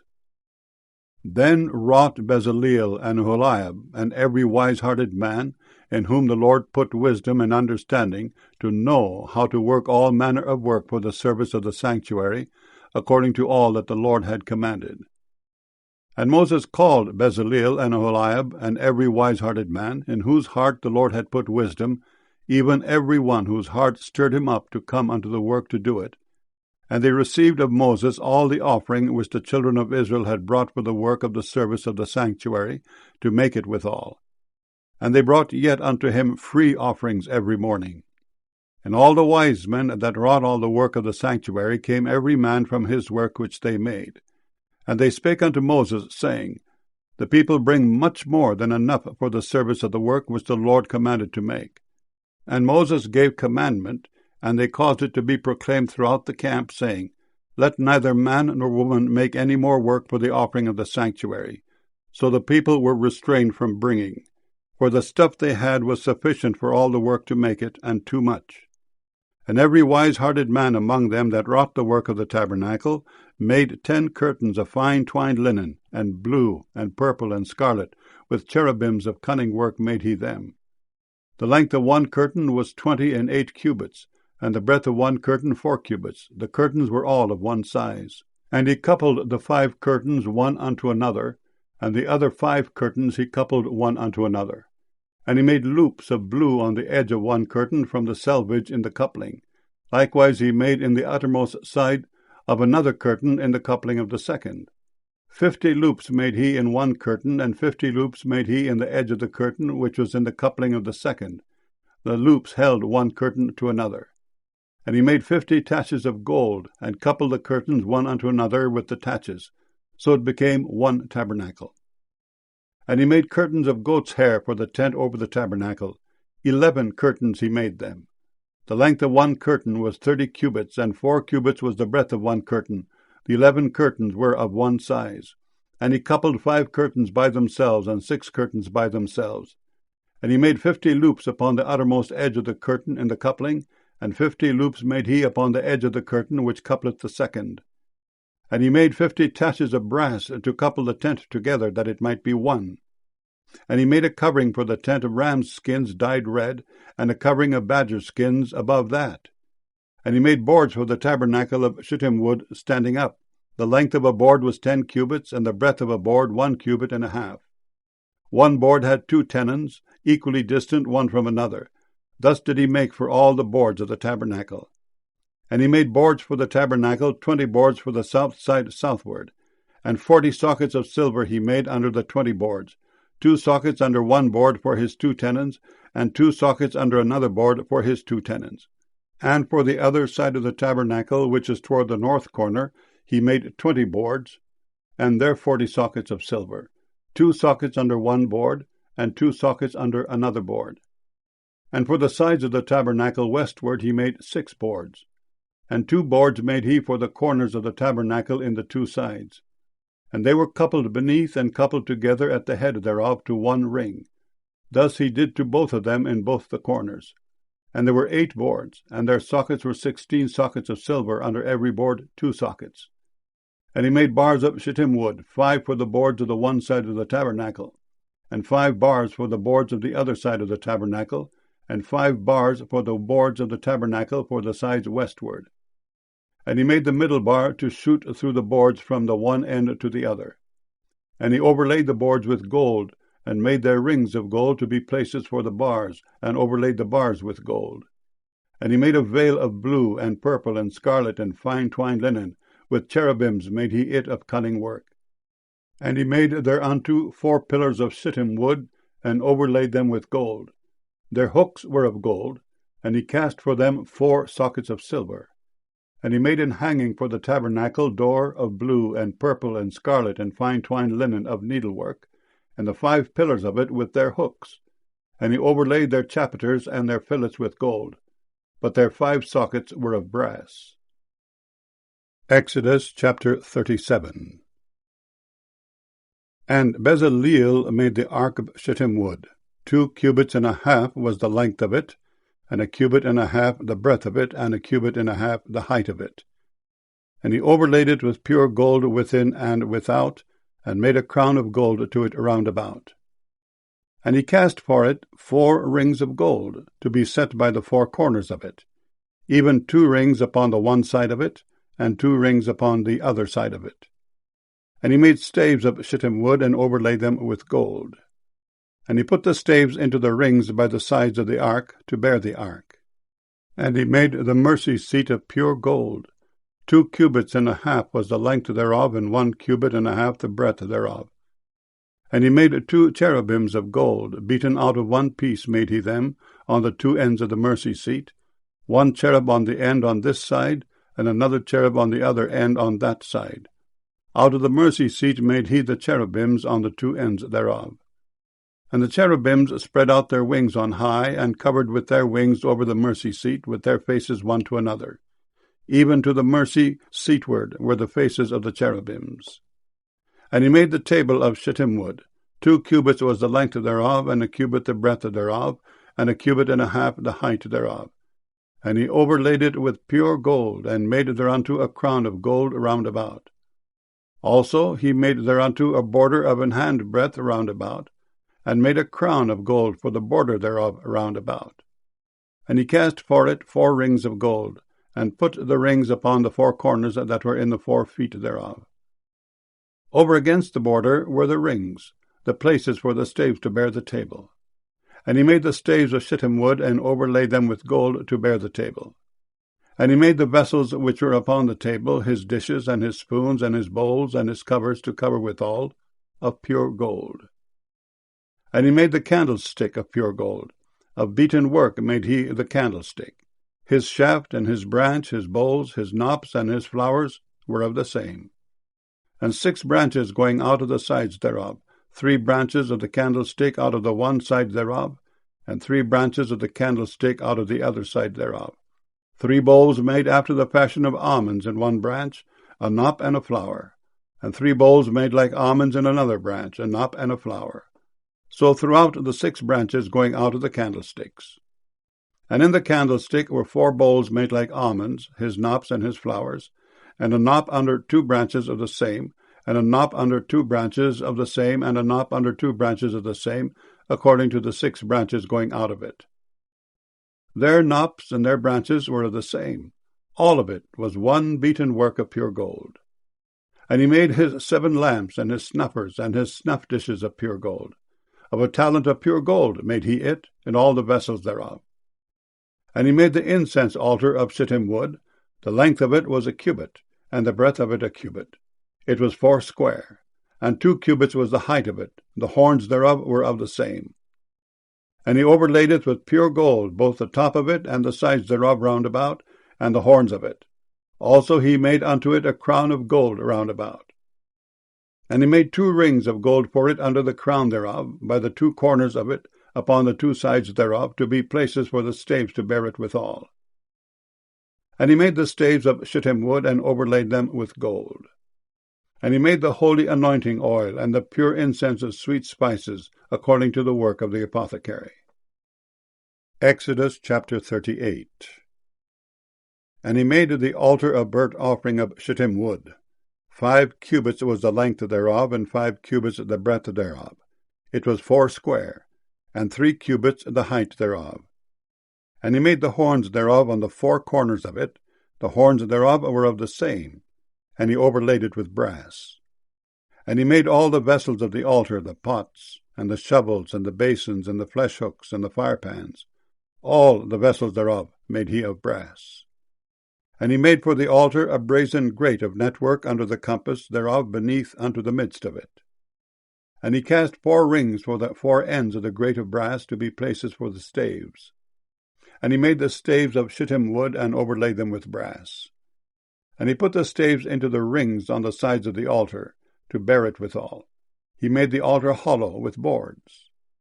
And he made the laver of brass, and the foot of it of brass, of the looking glasses of the women assembling, which assembled at the door of the tabernacle of the congregation. And he made the court. On the south side southward, the hangings of the court were of fine twined linen, 100 cubits. Their pillars were 20, and their brazen sockets 20. The hooks of the pillars and their fillets were of silver.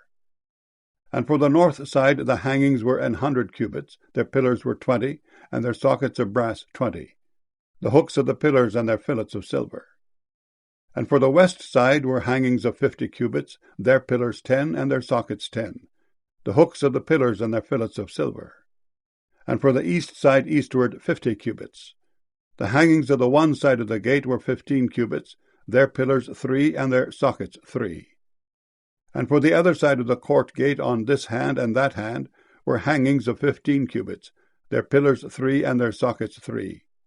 All the hangings of the court round about were of fine twined linen.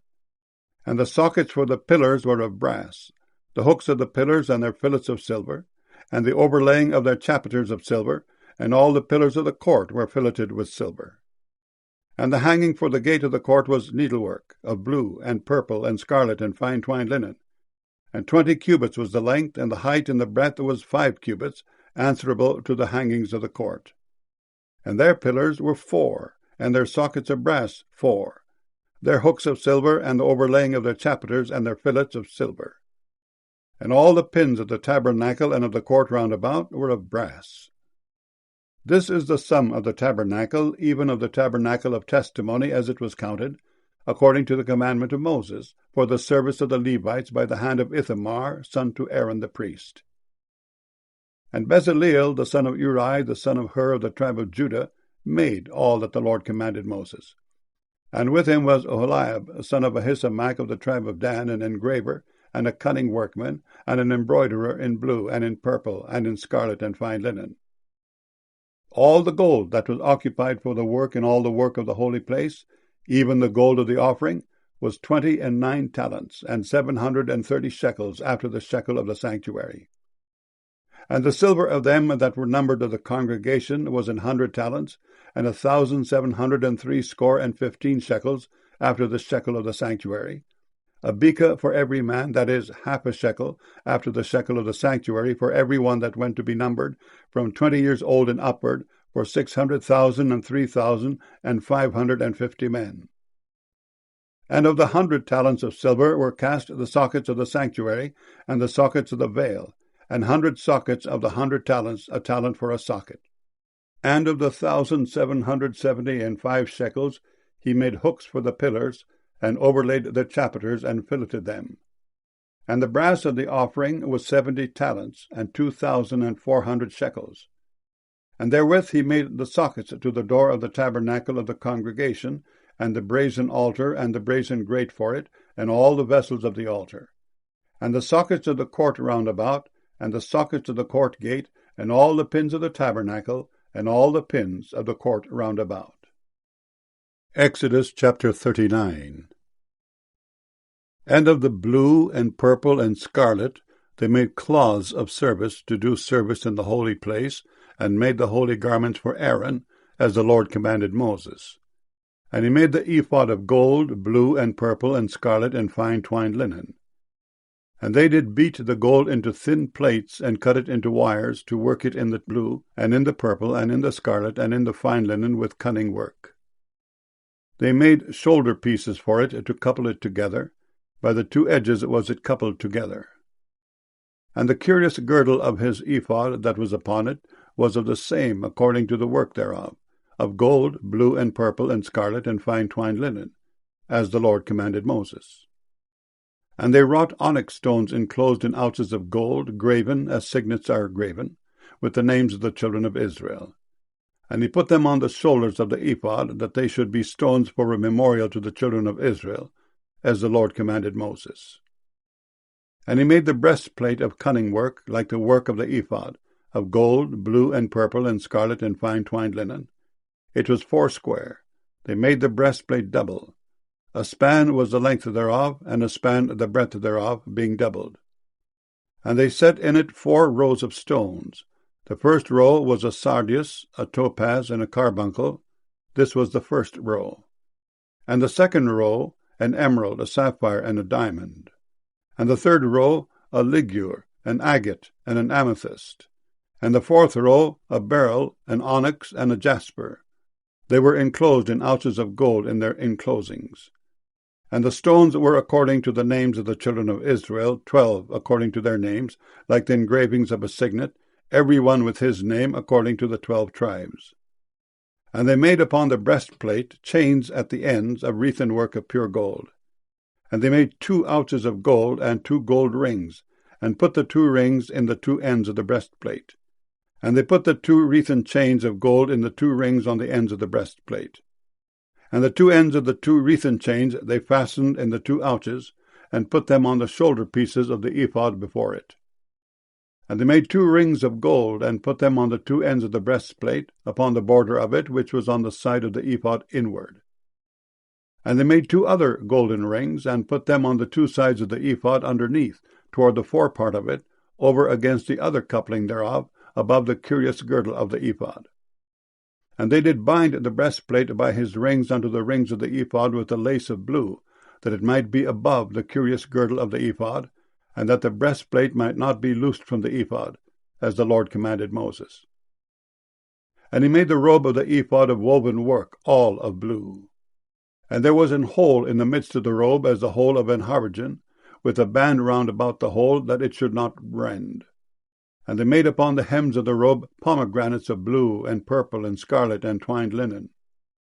And they made bells of pure gold, and put the bells between the pomegranates upon the hem of the robe, round about between the pomegranates, a bell and a pomegranate, a bell and a pomegranate, round about the hem of the robe to minister in, as the Lord commanded Moses.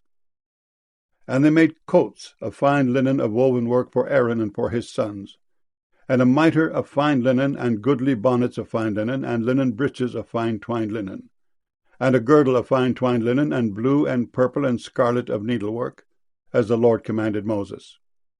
And they made the plate of the holy crown of pure gold, and wrote upon it a writing, like to the engravings of a signet, Holiness to the Lord.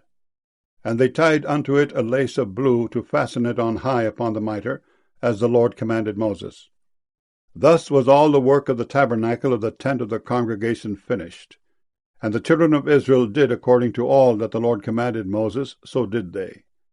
And they brought the tabernacle unto Moses, the tent, and all his furniture, his taches, his boards, his bars, and his pillars, and his sockets, and the covering of rams' skins dyed red, and the covering of badgers' skins, and the veil of the covering, the ark of the testimony, and the staves thereof, and the mercy seat, the table, and all the vessels thereof, and the showbread, the pure candlestick with the lamps thereof, even with the lamps to be set in order, and all the vessels thereof, and the oil for light, and the golden altar, and the anointing oil, and the sweet incense, and the hanging for the tabernacle door, the brazen altar, and his grate of brass, his staves, and all his vessels, the laver and his foot, the hangings of the court, his pillars, and his sockets, and the hanging for the court gate, his cords, and his pins, and all the vessels of the service of the tabernacle for the tent of the congregation, the cloths of service to do service in the holy place, and the holy garments for Aaron the priest, and his sons' garments to minister in the priest's office.